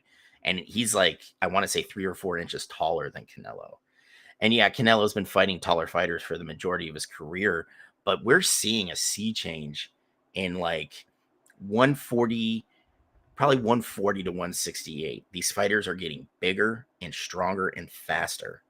And it's just Canelo, like I said, he's only 33, but he's also got, fucking 16, 17 years of fights under his belt, So, I mean, I don't know, man. I don't know if he keeps just staying in it. Like his ass is chapped because he lost that light heavy fight, but it's just like, dude, do not go back up to light heavyweight. Do not go back up to light heavyweight. Those guys will eat you for fucking lunch. Between Dimitri Bivol and the guy who beat him, so like it's, I don't know, man. Canelo's got a lot of options. Canelo can just show up and fight a bum and make $300 million, and I think that's where he's at in his life right now. So, but yeah, Naoya Inoue, like that guy is fucking a monster. He went down for the first time in his career. Dude's racked up titles from like 108. He's up at 122, I believe now. But dude, he just pummeled the guy he fought, man. Like for a guy his size, you look like a fucking strong fart could blow him over. And he just rocks, dude. Like I couldn't imagine getting in the ring with this guy. One, I don't think I'd see a hand come my way, but I'd be flat on my face within a minute. Like what? He was just standing there. How did he get punched? Like. And lastly, before we go, because I know it's getting late, NBA playoffs are heating up. All right, here we go. Here we go, Dr. Claw. You ready? The tears are gonna come. Talk to me, man. Dude, I think let's just get this out of the way right now. I think the finals are going to be Boston and Minnesota. Is that a finals no one wants to see? No, I think that's a finals everybody wants to see because of the players on the court. Cleveland rocks. I'm with you. Cavs in 5, but it could be Cavs eliminated in 5 the way they played game 1, man. They did not look good, and I'll cover that in a sec. But like, I think Anthony Edwards is going to be like the next superstar as the stars of our generation start aging out. Like Steph and Clay, KD, LeBron. This dude is just stepping up and filling that void, and he's playing phenomenal fucking basketball. And Minnesota manages to score a shit ton of points as well as playing like the most suffocating defense I've seen in like this modern era, dude. It's nuts. People gave Minnesota shit for pairing Anthony Edwards and Rudy Gobert together. And what's Gobert done? Just won Defensive Player of the Year again. Still put up like 16 and 12 again. And, the Wolves are one of the hottest teams in the NBA. Then we'll talk specifically about the Cavs. They went 7 games with the Magic. And after the first 2, I was like, dude, Cavs are sweeping this shit. And the Magic just thumped the Cavs by over 50 points combined in games 3 and 4. And I was just like, dude, something's got to give, man. Like the Cavs, like the shooting's gone cold. Garland isn't playing as well. It's literally been Donovan Mitchell carrying most of the scoring load. You know, so I was hoping maybe, game one against the Celtics could kind of be like a freaking, a reboot, so to speak. And then it was just Boston playing Boston, like, they playing their game. And Boston's been dominant all fucking season. Oh, dude, yeah, absolutely, William Morris. SAG is another one. But like Cleveland Rocks, like Strus put up zeros. He had 6 zeros across all statistical categories through the first 3 quarters in game one. Was game one where they lost by 20? Yeah. And the thing is, it's like, at what point is the Cavs front office, right, going to have to make a decision? Because there's been talk all year that Donovan Mitchell wants the fuck out of Cleveland and like in a big market. And that would cripple the Cavs the way they're set up right now. And losing Mitchell for not, like having to send him out in a trade, like what player are you going to get back to replace his productivity? Nobody's going to give up a player of Mitchell's caliber to get Mitchell. They want to keep that player of Mitchell's caliber to pair with Mitchell, So like, I'm just like terrified that Mitchell actually comes out and says, yeah, like we got, last season they got their shit pushed in by the Knicks. We got went 7 games with the Magic, and then, God, I hope it doesn't happen. But if they get steamrolled by the Celtics, at what point does Donovan Mitchell just be like, listen, like I need the fuck out of here? And then what are the Cavs going to do? I hope that doesn't come down to that. So it's just, I think, oh, dude, Dr. Claw, yeah, bigger staff needs to be put, like he needs out. Like I don't think he did a good job developing that core last season, like when he had everybody together and kind of getting the pieces to fit, but he doesn't know what to do with them now. Right? He has no idea what to do. And that's going to kill the Cavs. Like the Cavs still need some outside shooting. They still need, honestly, they need another stretch, like a stretch player, that 3-and-D guy that we always hear Shaq and Barkley talking about on TNT. So like, I don't know, man. I really think it'll be Boston, Minnesota. Oklahoma City is phenomenal. William Morris, you're absolutely right. They could give it a run, but just the Wolves are clicking. And if you watch basketball, if you are firing on all cylinders in the last week of the regular season going into the postseason, dude, you are a rough fucking out. It's just how it is.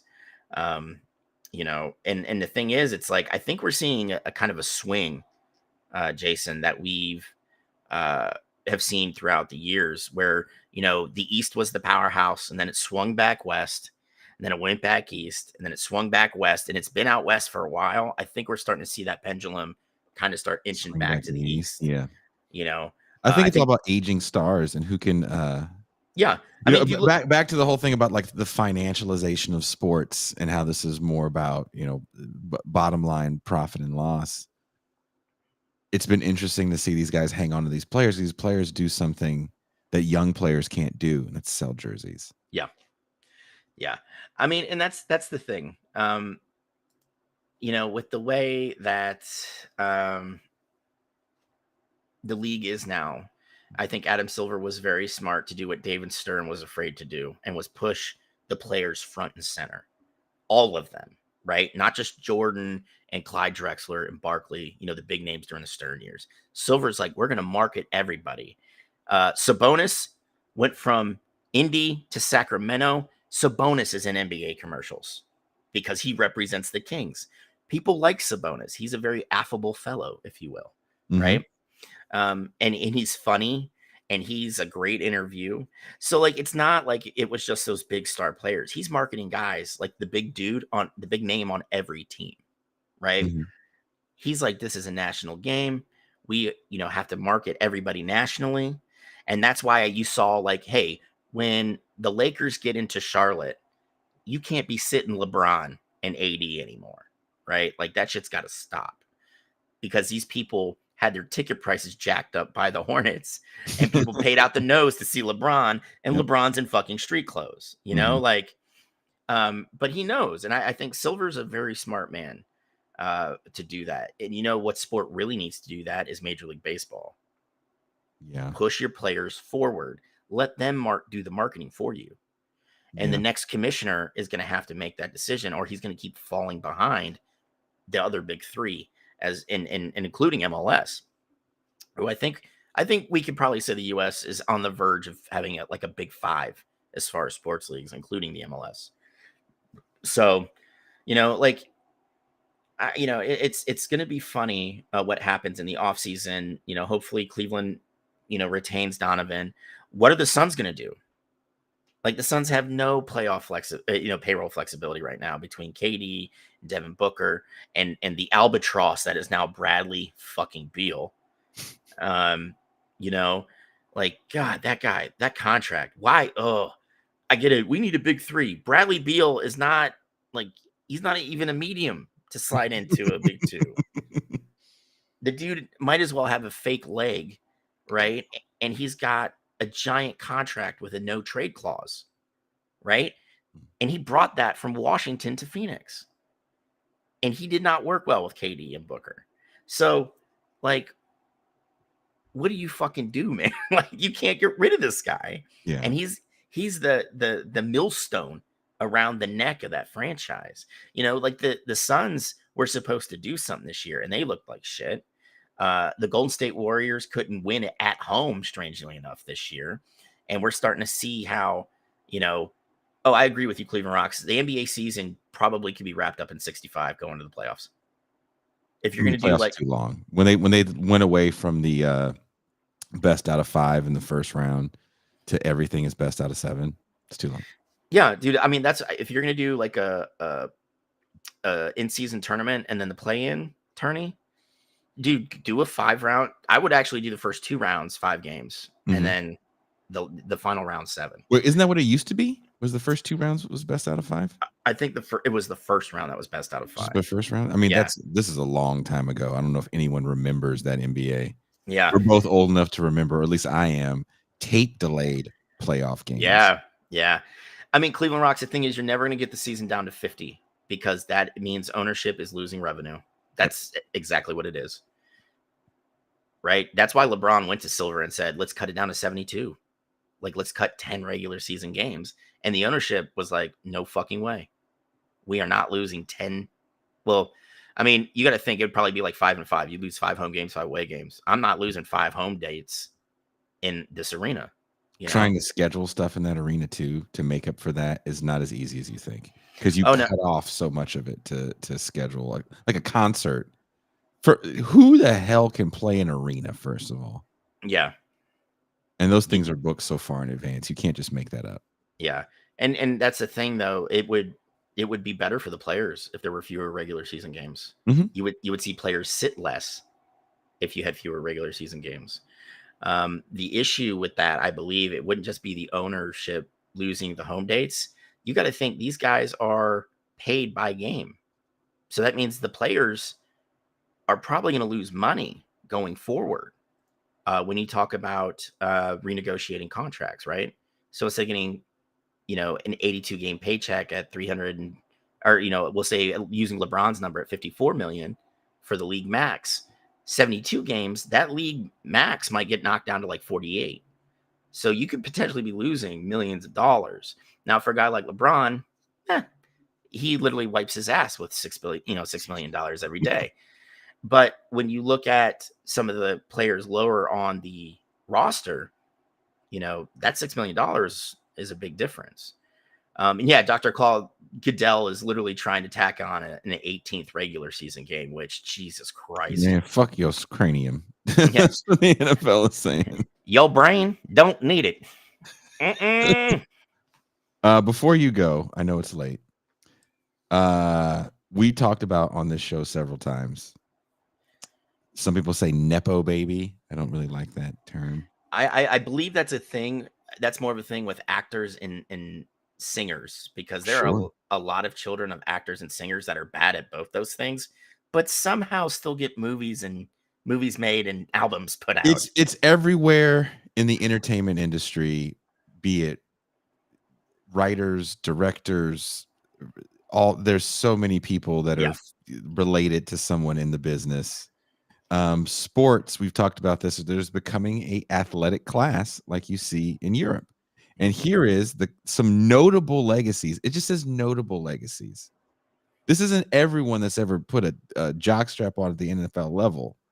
This is just ones that did it at a decently high level. This kid, sadly, his father was killed by his mom, if I'm not mistaken, right? That's correct. Yeah. So Chris Henry Jr. Is it? What do they have him ranked here? Let me pull this up. His national rank is 2 at his position. He's the second ranked wide receiver coming out of high school. Rajah Bell's son is the 21st nationally ranked quarterback. How pissed off do you think Rajah was? His son's like 4. He gives him a basketball. That little, the little plastic hoop. He's like, go ahead and dunk, son. And son just Diaz just like, fuck this, dad. And he throws the ball right at Rajah and he runs over and grabs a football. And he's like, oh God, no. He's going to get CTE. You know who was like that? I didn't realize Dejan Kaiser. His dad played basketball in Europe, I believe. Mm-hmm. Did not know that. Jet Washington is the nephew of Kobe Bryant. He is the 25th ranked athlete. He goes to Bishop Gorman. Oh, gosh. It's in Vegas, right? Yeah. Yeah. Devin Carter, son of Dexter Carter. Remember Dexter Carter? Look at that box, man. Look at that man's hair. That is beautiful. Oh, my goodness. That is beautiful. Wide receiver, 30th ranked. Justice Fitzpatrick, brother of Minka Fitzpatrick, 33rd ranked cornerback. Can you imagine fucking going home for the holidays and Minka's there and he's just like, listen, dude, I watched that game tape, bro. Sit down.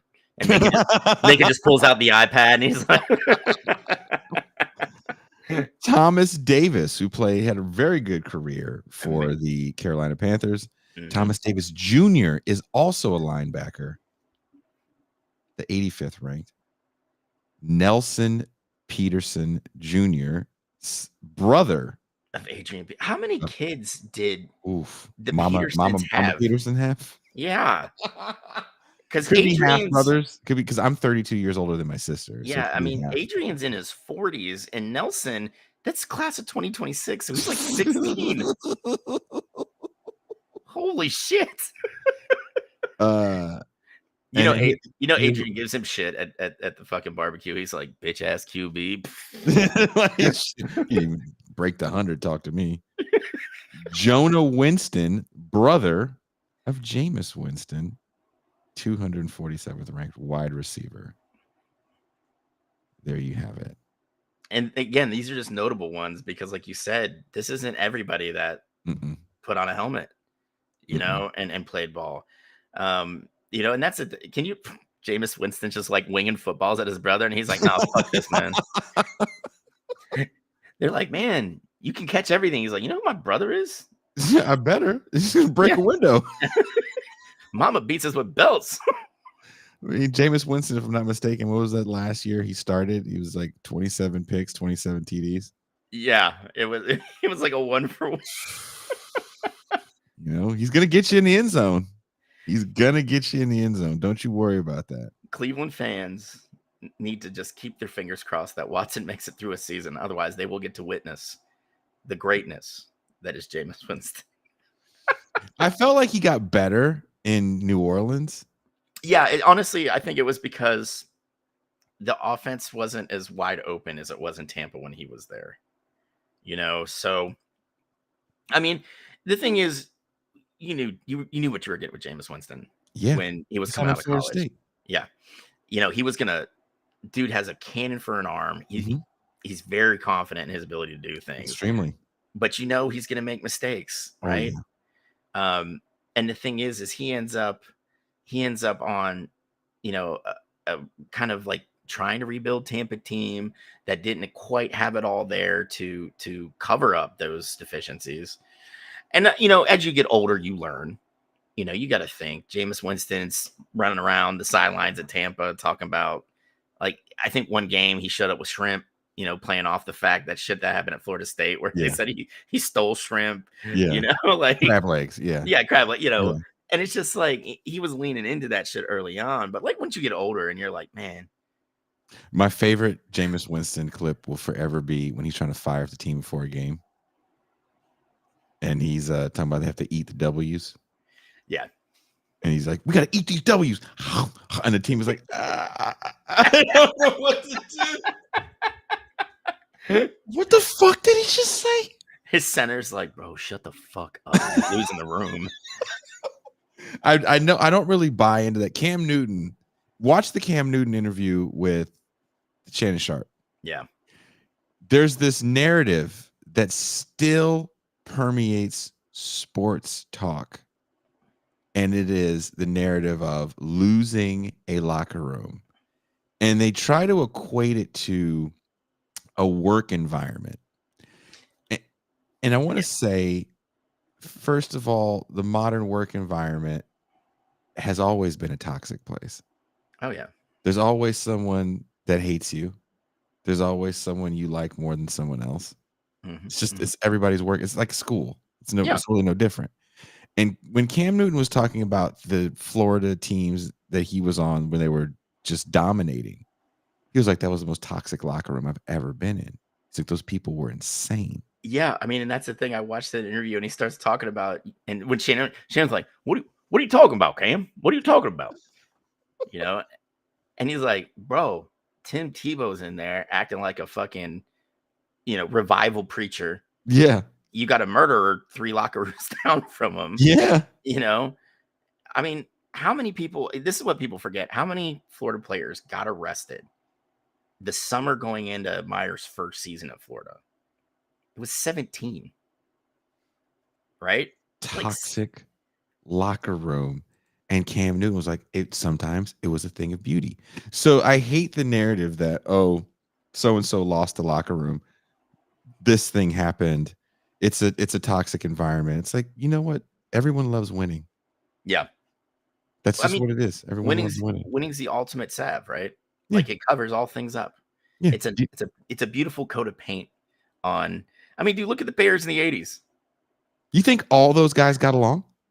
Fuck no, dude. I don't think anybody in the Bears spoke to each other in the 80s. The offense and the defense didn't speak because they did. That was that weird shit with Buddy Ryan and Mike Ditka having beef about who's the coach. There's so many drama-filled battles in a world where people are so conniving and climbers. There's so many people trying to climb. There's coordinators trying to climb. There's trainers trying to climb. Like everybody in that building wants to be at the next level. Yeah. Everyone wants to take the coach's job. I mean, you got to think, especially for players, your whole goal is to get to that second contract because that can be whatever you want it to be. Mm-hmm. Right. I think the NFL Players Association fucked up by allowing that team option 5th year at the end of the rookie contract. That should have just been 4 years. Bam, you're done. Let's negotiate number 2. Give the players a little more time with some, with their prime earning power, but I get why they did it. The owners locked them out. They had to negotiate. You give up a little in negotiations, okay, whatever, dude. Right. But, the whole goal is to get to the second contract. How do you do that? You make your competition look bad by performing on the field and also fucking making them look bad in the locker room. Like most locker rooms are like that. I think you'll have outliers like the Eagles locker room. Even when everybody was down, you had fucking idiots like Jason Kelsey, who was the glue to that team, to kind of keep things light, but yeah, I mean, I'm with you. Like it's a very locker rooms in general are not good. They're fucking awful. I mean, the most foul shit you'll ever hear in life is in a locker room. Yes. But I mean, it's just like Cam, I mean, he caught shit for saying, like, bringing that to light, because everybody's like, you don't talk about that stuff on, to people. And he's like, why the fuck not? It's true. It's what happened. Yeah. I shouldn't be shit on for telling the truth. And he's And right. it's a horrible narrative when you think about, when people, I see this all the time where people talk about athletes and they do the whole, well, so-and-so, is he a locker room guy? Is he Yeah. good for your locker room? It's like, nobody cares about who's good for a fucking locker room. Go fuck yourself. Yeah. People care about winning. I mean, dude, I'm going to say it right now. Do you think Shohei Ohtani is good for a locker room? Right? He can't even No. speak English. He doesn't speak English. He gets special treatment that other players do not get. Right? And on top of that, is kind of set away from the rest of the team. Mm-hmm. But what is he doing? Fucking what Shohei Ohtani does. Like, I'm going to pitch great baseball and I'm going to rake. Oh, dude, that's fuck.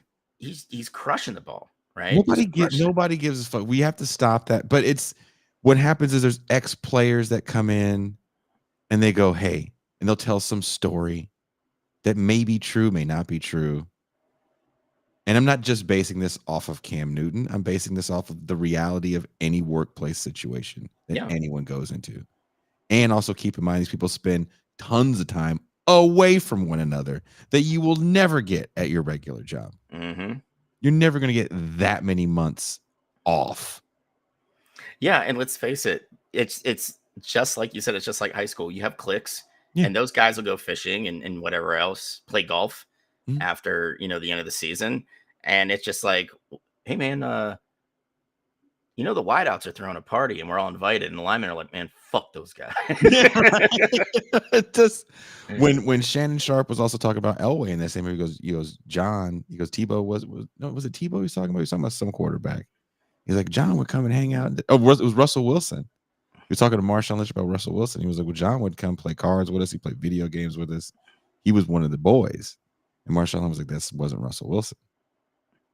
They won a Super Bowl with Russell Wilson, and then they went back and almost won another. And they were very competitive with Russell Wilson. So does it matter that Russell Wilson didn't fucking hang? You think if he knew how to Millie rock, that team would have won more Super Bowls? Get the fuck out of here. Yeah.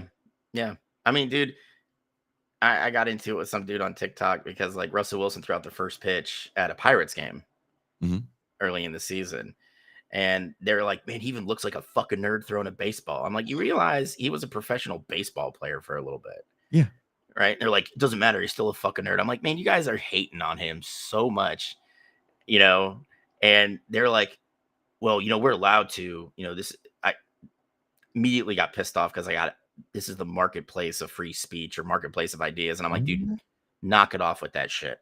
Right. I was like, he's a square. I get it. He's not very likable. I get it. But he's in the league and you're fucking pissing and moaning about a video of him throwing out the first pitch, on TikTok. I was like, so why does Russell Wilson need to fucking walk like Huggy Bear for you onto the fucking mound and then throw a pitch like Satchel Paige? Yeah. Why does Russell Wilson have to be every black stereotype for you? Like the subtle racism and all this shit. I love it.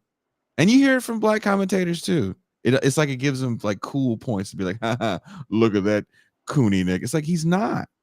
He's a regular ass dude that doesn't like the same shit you like. Yeah, dude. And I'm, honestly, if I had a wife that looked like Ciara, I would rarely leave the house too. It's like, oh, Russell Wilson sucks. He loves his kids.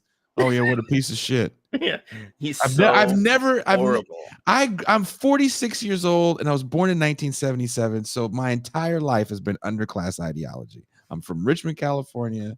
I've lived in poor areas a lot of my life, and I hate underclass ideology. Yeah. And here you have a guy that, had he played in 84 to 97, he would be everyone's favorite black quarterback. Oh, Russell Wilson loves his family. Oh, Russell Wilson is such a good man in the community. Russell Wilson loves God. Oh, Russell and Ciara had another child. That's what O.J. Simpson was in his playing days for Black America. Mm-hmm. He was the success story of the pre-Black Power civil rights movement. And here we are in this era of identity where this idea of authentic Blackness, which is really weird to me, Russell Wilson doesn't fit in your box. So then everybody just throws racist tropes at this guy. So how far back have we backslid? Yeah. But where coonish behavior becomes what's acceptable, right? Yeah. He's gonna go dumb in the golf cart after a win. Oh no, he's just gonna go home and hug his kids. Yeah. That's the bad thing. And that's what people make fun of you about. And no one calls out this level of racism when it comes to Russell Wilson. I don't understand it. You know whose box he does fit in, though? Ciara's.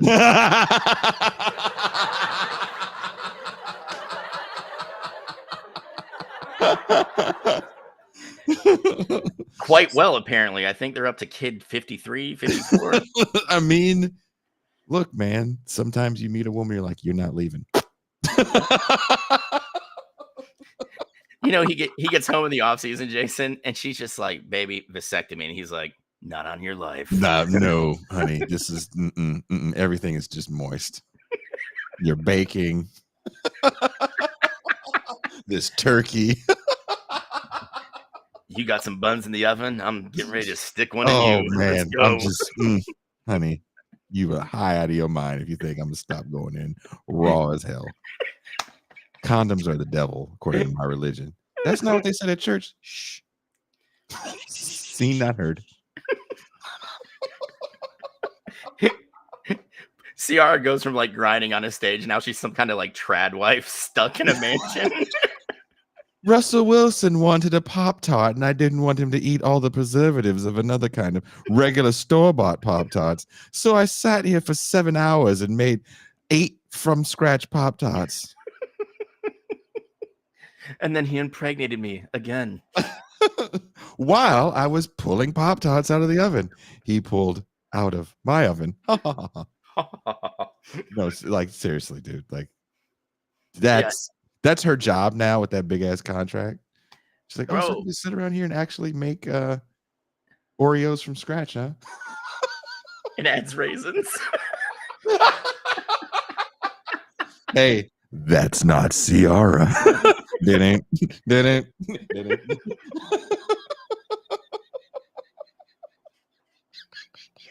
We need to reach out to Ciara for the first episode of AAACk cooking it.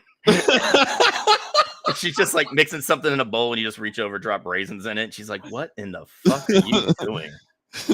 Don't worry about it, Ciara. And I just put my finger on her lip and just like, just let it happen, baby. This is what's going to do. Hey, raisins going to do what it do, baby. And then Russell Wilson eats it. He's like, hey, Ciara, my goodness, golly gee, what did you put in here? Are these raisins? These never had raisins in the meatloaf.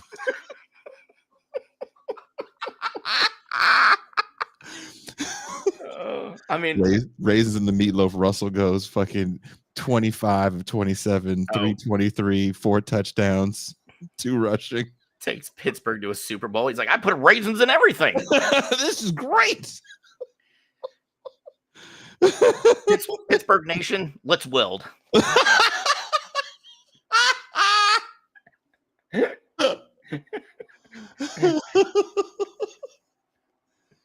Like when in history have people been so mad at a black dude and his wife, his black wife and his beige children that he loves? Motherfuckers love these felons. What did Cat Williams call them? Big dick deviants. And then he started talking about who actually built the pyramids. He doesn't say goofy shit, to be honest with you. No. I mean, dude. Okay, Cat Williams aside, like he does say some goofy shit. He says some horrible shit. Right. Sometimes. But like dude, Russell he does just his own thing. Okay, yeah, and we could talk about that really quick before I go. Paul Pedo Danino. We all heard, like, you heard about what happened to the Arizona Coyotes, right? They will be moved. Essentially, the NHL has facilitated a sale of the franchise. So what they're doing is they're going to buy it from a guy named Jason Marullo, who owned the Arizona Coyotes. And keep in mind, the last few years they were playing at the stadium at Arizona State. So the NHL bought it, and they're going to sell it to the owner of the Utah Jazz. Okay. Now, the NHL is going to turn a bit of a profit here, almost about $300 million, which is going to go to all the other owners. It'll be split up evenly amongst them. But keep in mind, this Marullo dude, nope, not the singer Nuri, sorry. He's a casino mogul who torpedoed multiple stadiums being built in Tempe, in Phoenix, in Glendale, right? He just salted the earth and pissed off the business community, the government. But Bettman's like, to get him to sell this team, right? To give it to get it sold to a responsible owner. He tells Jason Marullo, hey man, you know what? You get to keep all the Coyote stuff. You get to keep the history. You get to keep the records. You get to keep the colors. You get to keep all of that, the logo. And you have 5 years to line up a stadium, and we'll put another team here. Oh. Right? But here's the thing. Bettman, okay, this is my theory. Mm-hmm. Okay? Bettman told him that because he was not going to sell that team, right? That's his claim to fame. He's in the big boy group, the very rich person group. He owns a professional sports franchise, right? Mm-hmm. But like I said, he has ruined every business relationship, every government relationship in the state of Arizona. I don't see him able to pull off a stadium in 5 years, right? And that's what the deal's dependent on. He has to get a stadium built, an actual NHL stadium built in 5 years. Otherwise, the deal's not binding anymore. So I think Bettman was just like, listen, dude, he's sitting around with all his cronies, and he's like, hey, man, let's just give him time. He's not going to be able to pull it off, and he'll go the fuck away. Mm-hmm. Right? We paid him a little over $1 billion for the Coyotes. I think he'll be fine with the money he's going to pocket. Right? And, I think Bettman just made this deal to make this dude go away. Right? Now, Bettman is very, very in on the Phoenix market. People don't realize Arizona has a crazy, junior hockey league, very supportive of the AHL team that's there. And I think with Marullo going away, he'll be able to line up another owner who has better ties to the business and the government of the state of Arizona and give them the expansion franchise, right? Mm-hmm. So, I mean, I don't know. We'll see. But that's just my theory. I mean, I don't know. They're going to have to do some more realignment with change, moving that team to Utah. So, I mean, who fucking knows, man? The NHL is kind of crazy when it comes to franchise movement. Like, they've been the league that allows it to happen quite often when you look at it over the years. So, I mean, we'll see. I mean, the NHL is, Bettman's been very vocal about we need to get to 32 teams. That seems to be like the magic number for American leagues. So, the NBA is talking about expanding again. Silver seems really, really intent on putting a team in Mexico City. I don't know. I mean, I know why, but yeah, I mean, I think it's just an international thing. I don't know how many American players would want to play down there just because of the altitude. The altitude's nuts. It's bigger than Denver or higher than Denver. Yeah, it's over 7,500 feet, yeah. I believe. The Utah Soakers Hockey Club. Jesus Christ. Can you imagine those promotional nights, Dr. Claw? They just put it in, don't move, and then your friend pops up and starts jumping on the mattress. Finding out what soaking was on this show was rather hilarious for me. It was one of those old man moments. Dude, Mormons are fucking weird, dude. They are very weird. Speaking of interesting and weird, Shannon Sharp had Charles Barkley on. Oh God, those two together. I'm going to give you this clip. I haven't seen it all. Charles Barkley on being called an Uncle Tom and a sellout. Here we go. People wrong. And then I know I'm going to be an Uncle Tom. I'm going to be a sellout. Yeah. I said, listen, man, those words don't bother me. We don't have to agree with all black people. We don't. But they think we do. Yes. They think we do. I said, yo, man, sometimes black people are wrong. And it's okay. It's okay. And it's okay to say they're wrong. But if you're a black person in our position, look at that Uncle Tom. Yeah. Look at that sellout. I'm like, yo, man, we can be wrong. And that goes back to what we talked about earlier. Always want to. Always. Mm-hmm. I'm proud of your success. And I know people gonna hate on you. I know people gonna hate on me. But I love to see people doing good. I love it. But I was like, I'm old enough and I'm around enough to know there's gonna be some hate coming toward me, especially if they disagree with something I say. Right. But I want you to win, but I don't want you to win more than me. Now I see if you win more than me, now I got to question your sexuality. Yeah. I got to question, how black are you? Because bro, I'm like, come on, man. I mean, I criticize white quarterbacks, but if I criticize a black quarterback, man, see, I should old Buck that Shannon. I know he gonna keep. But black people, they right. If you want that, I'm not your guy. If you wrong, you wrong. I gotta tell you. I said, yo, man, be wrong. But also on the other hand, when I see some shit happen to a black player of the community, I'm gonna step in. Right. And that goes back to the role. Yeah. When I made the commercial, I went to I said, I want to make this commercial.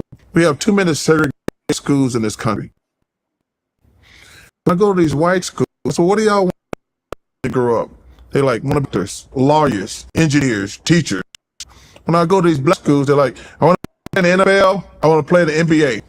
And I was doing this when you do a lot of speaking when you're playing. So I was doing this for like 4 or 5 years, and I was like, yo, man, these black kids think they can only be successful through athletics and entertainment. Yep. They don't ever think about being doctors, lawyers, and engineers and shit like that. Right. So I talked Nike into doing the commercial, and it became a big deal. You did. Still probably the thing I'm most proud of to this day. I said, because I knew it was going to start a fire. Mm-hmm. And I was like, guys, I'm not trying to skirt responsibility, but I want young black kids to know, like, yo, man, we got black doctors. Right. We got lawyers. We got black engineers. But y'all kids thinking like, all they see is Shannon, Michael, Carl, Chuck, David Robinson. The only black people they see are jocks and entertain Jay-Z. Mm-hmm. I said, man, they got a better chance of being a doctor, lawyer, playing in it. Jay-Z or the run. Yes. And I said, I just spark debate. Sometimes black people. Well, there's so many issues I have with that. Yeah, but I mean, which Shannon said, I want you to be successful, but when you have more than me, I want to criticize you. I don't think that's a black thing. I think that's an American thing. Well, the whole thing which Barkley is saying about when I go to these black schools and go to these white schools, he's assuming he's also here. Calm down. First of all, let's just assume, because he played for the Philadelphia 76ers, that the black schools he was going to were probably not in the best neighborhoods. And he's taking this, well, all these poor kids think the only way out is not through academics, but it's through sports. And he doesn't really question that. Like, why? He's not looking around and going, why? Yeah. He is the athlete that got out, not necessarily the hood, but the country, right? I find that interesting that you just think it's pathology with these people. Yeah, but I mean, you also got to think this is, and I think this is true for any athlete that tries to spark the debate, like Barkley's saying, right? Mm-hmm. When you're talking about stuff like that, the fact of the matter is, let's face it, Chuck is from, like you said, he's from the country, mm-hmm. Played at Auburn, plays in Philly, Phoenix, Houston. But this dude's had money for how long? Majority of his life. Right? It was adult life. Yeah. Yeah. So at this point, this man is far removed from what those kids are dealing with. And yeah, you might have done it when you were younger. You might have dealt with those hardships when you were younger, but you haven't for a long time.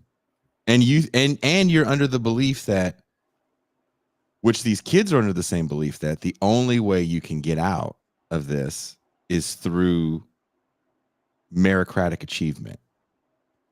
And why would these kids think that it's going to be through the classroom when the classrooms, especially 80s and 90s classrooms in inner city areas, were not the best classrooms? No, I mean, and the thing is, when he says he's going into segregated schools, and that's something this country has never managed to defeat in one way or another. Here in the United States, even with a groundbreaking Supreme Court ruling, we've still managed to maintain segregated schools. And it's just taken different shapes, right? It was corralling people of color into inner city areas, and then having the municipal government not funding the schools properly. And then it's turned into now charter and private schools, which are gobbling up state funds that should be going to public schools. But charter and private schools, especially in cities like Oakland and Philadelphia, Jersey, right? There's good black schools. Absolutely. But when you look at, let's put it from my And experience. I'm not a fan of charters, by the way. Yeah, no, charters are horrible. There should never be a for-profit model to schooling. For schooling, yeah. But down south, right? New Orleans, perfect example. I mean, here in North Carolina, like in Fayetteville, you have a few very, very good public schools that are predominantly attended by white students, right? They're tucked into Haymount, which is the very, very rich part of Fayetteville, right? But when you get out to, like, say, 71st, Douglas Byrd, these are the kids that couldn't move up towards Haymount. And the state, because a school like Terry Sanford, which is the primary one, they really got their name out there with athletics and putting kids, like their athletes, into major colleges and football, basketball, baseball, whatever the sport is, they're putting kids there. It really brings a spotlight to them. So they end up with a ton of funding, while schools like 71st and Douglas Byrd kind of get left behind. And then you have these fucking Christian run private schools, which have just become ridiculously huge around Fayetteville. I don't know how we have so many schools here, actually. Right. And then we've had 3 charters pop up. 2 of them literally have teachers that haven't finished their degree paths yet. Right. They're not certified to be teachers in a public school, but a charter can hire whoever the fuck they want to teach. And somehow they're getting state funding for this. Like, it's just, it's horrible. Right. And there's class differences. And this is what Charles Barkley and even Shannon Sharp aren't getting at. And they're just making it simply about all black kids go to schools like this. Yeah. All white kids go to schools like this. And any black kid that doesn't go to a school like that is some sort of credit to his race. I mean, again, it's because these two guys are removed from any kind I of guarantee they live in neighborhoods of bougie black people. Oh yeah, and which is probably nestled right into a nice white housing development. You know what I mean? Like, or a black. Spend some time in Atlanta. I don't have the money to fucking go to Atlanta. Spend some time in certain parts of Los Angeles. I'm a poor. Okay, I can't go to nice places. Spend some time in Chicago. It's like there are nice black neighborhoods. Yeah, I mean, regardless of what John Hughes wants you to think, there's nice black neighborhoods. And these dudes who live in these neighborhoods, right, have conservative politics. It fits their class position. I mean, isn't that the funny part, right? And I'll say this before I go. I'm trying not to end this on a downer, so I have something cool to end with. But the people I'm reading And the Band Played On, which is a very, very methodical telling of. I will tell you later why that's a problematic book. Extremely problematic. I understand it's a problematic book, but it's a great starter history for an epidemic that I knew about. I just didn't know about the unfolding of the discovery of the disease, discovery of the virus, blah, blah, blah, blah, blah. Right. But so I've kind of been on like this because it's horribly depressing. It really is. But oh my gosh, I lost my train of thought, Jason. That sucks. Because you read that book. That's why. Oh, we're talking about class, right? Class, but that's what it was. But we really the voters that voted in Reagan were our radical hippies that hung out at Woodstock, right? And they got a little money and only became more conservative. I mean, I think we've seen that a lot with these professional athletes, right? These are the guys that wore like the "I Can't Breathe" shirts after Floyd was murdered, you know, the BLM shirts, the Occupy shirts. They did all that, right? Well, you wore a t-shirt. That's cool. But like you said, where are they living now? Who are they? Well, would they have called the police on George Floyd had he been walking around their neighborhood at night? That's a better question, right? Give a fuck which t-shirt you're wearing now. Yeah, you know, but like it is these. It's like selling loose cigarettes is so far beyond the understanding of Charles Barkley and Shannon Sharpe. Yeah, like because they can, you know, like you said, they're driving around their fancy neighborhoods and like Rolls and Land Rovers and whatever the flavor of the week. Probably a Tesla, I'd imagine. They might. I would go out and say Charles probably has a Cybertruck. I'm just gonna go ahead and say that. Probably. You know, or I could see him having like a regular ass pickup truck. I could see him being like a practical. Yeah, but it's one of those like $70,000 like Raptors. Yes. You know. Yes. Not dirty at all. No. No need for mud flaps. No.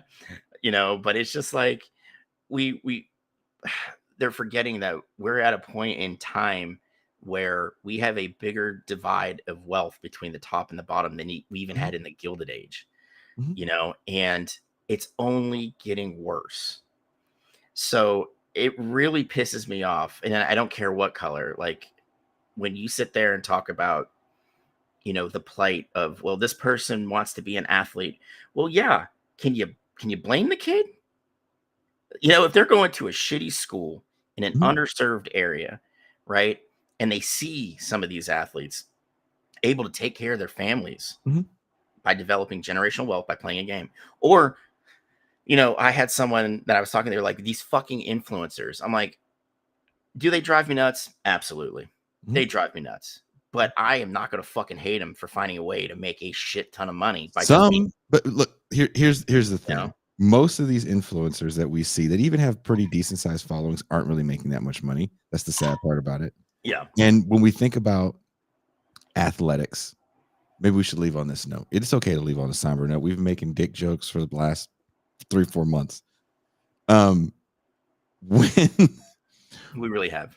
when we show those images of those players that are brothers or sons of famous athletes, that's just the ones that are sons or brothers of famous athletes. That's also not the ones that have the ability to pay for specified training. I was talking to my buddy Bert today, and he was telling me about, and you talked about this a little bit too, the injuries that young people are getting are so different and kind of worse than they were getting before. And he brought up the Soviet Union in training. And he goes, the Soviet Union had the ability to take 20,000 kids at a certain age group and test to see what training worked from one age group to another. And they realized from 0 to 12, you should play all sports because you need certain different kinds of ranges of motion. And there's certain exercises you can do for that. And then you get to this age, you can start training for sport-specific programs. And we've talked about this before on the show. We're seeing younger and younger kids with Tommy John surgeries in their teens because they're playing baseball, they're playing soccer, they're playing basketball, and that's it. Yeah, 52% of Tommy John surgeries last year were in the elbows of kids aged 15 to 17. Now, first of all, who can afford to get that kind of elective surgery, first and foremost? So we're already talking about young people that have families that can afford to pay for this level of personal training. Also, think about this at the academic level. Bert was telling me this too. He goes, people hear the word tutor or academic trainer, whatever. They think it's just a room full of maybe some really smart kids helping out some kids that can't figure out math. They don't understand. It's people like me, a New York Times published writer, an Atlantic published writer, and all these other people in the room that are published. One person had a bestseller. One person had sold some scripts in Hollywood, and they're teaching kids how to write essays on how to get into universities. Yeah. And he goes, universities, like, we're telling kids how to do things that most kids don't know. Like, hey, by the way, make sure you surf the school's website because they're checking the algorithm to see if you really want to buy in to the school, and make sure you say these keywords in your essay. The advantage that you're getting when you have that level of money. We're not talking about people that could buy a building. That's different. That's 1%. We're talking about the people that can buy a certain amount of training. Yeah. Even if you want it to be in the NBA, that dream, those hoop dreams for you, that's gone. I would equate stuff like that to like the LSAT. You can only be successful on the LSAT if you are able to pay for like the tutoring that goes with it. Yeah. It's a gatekeeping method, right? Like we've siloed these kids of, a lot of, second, third generation athletes, or, like the Winston brothers, the Peterson brothers, like a family's putting out multiple players, right? And they have the funds in order to, like you just said, to pay for the all year round training, the medical issues that may pop up or arise. But what about the kid down the street who has the same amount of talent but doesn't have access to any of it? Any of that. And it's literally the gatekeeping and siloing of things for Americans. That is the new American pastime. How can we cut the riffraff out to keep this, whatever it is, to the people who actually deserve it? How many experiences now are just for people with a good amount of money, like live music? People talk about like, oh, concerts are yeah, kinda. But the experience changes. It's like we're not marketing anymore to Mac and Jason, or people, or younger people in the same economic bracket as Mac and Jason. If you can't pay $3,000 for this thing, and it's not for you. Oh, dude, I just looked up SummerSlam tickets in Cleveland because that's where it is this summer. Cheapest tickets I found was $400. They sold out within like 10 minutes. So the next cheapest ticket I found was on the floor by the ramp, $4,000. And that's wrestling. Yeah. Which everybody makes fun of, but even wrestling's like, maybe it's not for Mac. He really can't afford the experience that we're trying to sell. Yeah, Mac really just wants to give Finn Balor a high five, but that'll never happen now. It'll We don't never talk happen. about Mac and his high five. No, but here's a good thing to leave off of, everybody. What I want you to do is go into the Google machine and look up Keon Coleman post-draft press conference. I saw that kid is fucking gold. I love him. I did see that. Him and the other country kid. Oh, did he go to the? Who's the country ass wide receiver? Leggett. Oh, he went to Carolina. Oh my God, he's just so country. I love him. Dude, Keon was funny because they didn't just do the post draft press conference. They had him like breaking down game film. They were like, "So, Keon, what do you like to do when you're not playing football?" He's like, "Oh man, I like to play golf, but see, I'm Tiger. Wish I could, and not Tiger Woods." He's like, "I'm bad, man." He's like, "I might like 6 putts sometimes, but he's like, I just go out there and have fun, Like I just want to have fun. I'm here to have fun." And he still has his big yellow coat on. Like, talking about how his mom it's on sale at the Macy's. Yeah. He seems like good. Look, I hope him and Leggett have great careers because right now I'm loving their press conferences. Dude, yeah, and that's what I want to see. I don't want the prepackaged. My agent told me to say this. I want a kid who gets drafted is excited to be drafted, right? And you got to think Coleman played at UNC in Florida State, and he's going to Buffalo, bro. Culture shock, and get ready for 9 feet of snow on the ground for 8 months out of the year, probably 9. And on top of that, if you have one good game, you're going to be the most beloved figure in all of fucking Buffalo, right? You're going to be the talk of the town. They already love him, dude. He's got one of the fastest selling jerseys already. It's just like, what the fuck? And I love it for him Mhm. because like they showed him his jersey and he's like, oh man, I like it in blue, but hey, where's that red one at? I want the red one. He's already knowing, and he's. I think kids like that are good for the league. Yeah. The league needs personalities beyond Aaron Rodgers and his conspiracy theories. God, please, yes.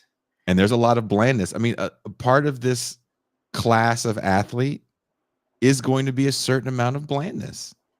Yeah, and I'm okay with a certain amount, but I need people like Leggett, like fucking Keon.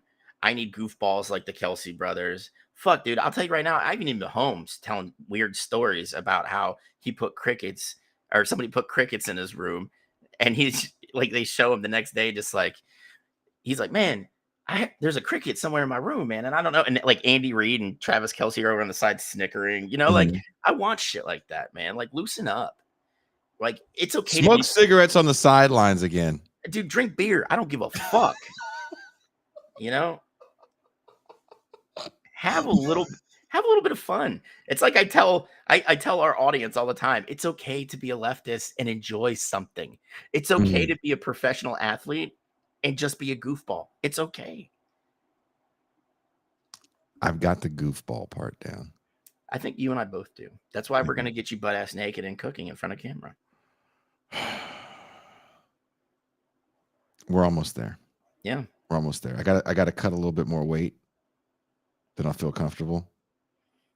Because, you know, we need some super chats from that. Yeah. If you want to see it if you want me to make it slap, it's got to get us. If you want to hear the thud when he throws it down on the table, it's gonna cost you. We don't give that shit away for free. Thud ain't free. Oh, Nuri, we can negotiate that. How much do I get for naming rights?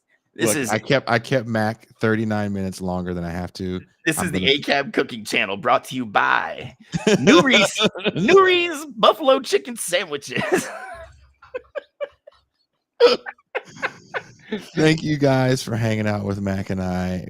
We will be back next week to talk more athletics with you people. Maybe think we should open up the phone lines next week? Oh, hell yeah. Dude, I think we've said enough off the wall shit that somebody's got to call and make fun of us. Okay, that sounds good. We got to get that guy again. I missed that guy whose girlfriend was.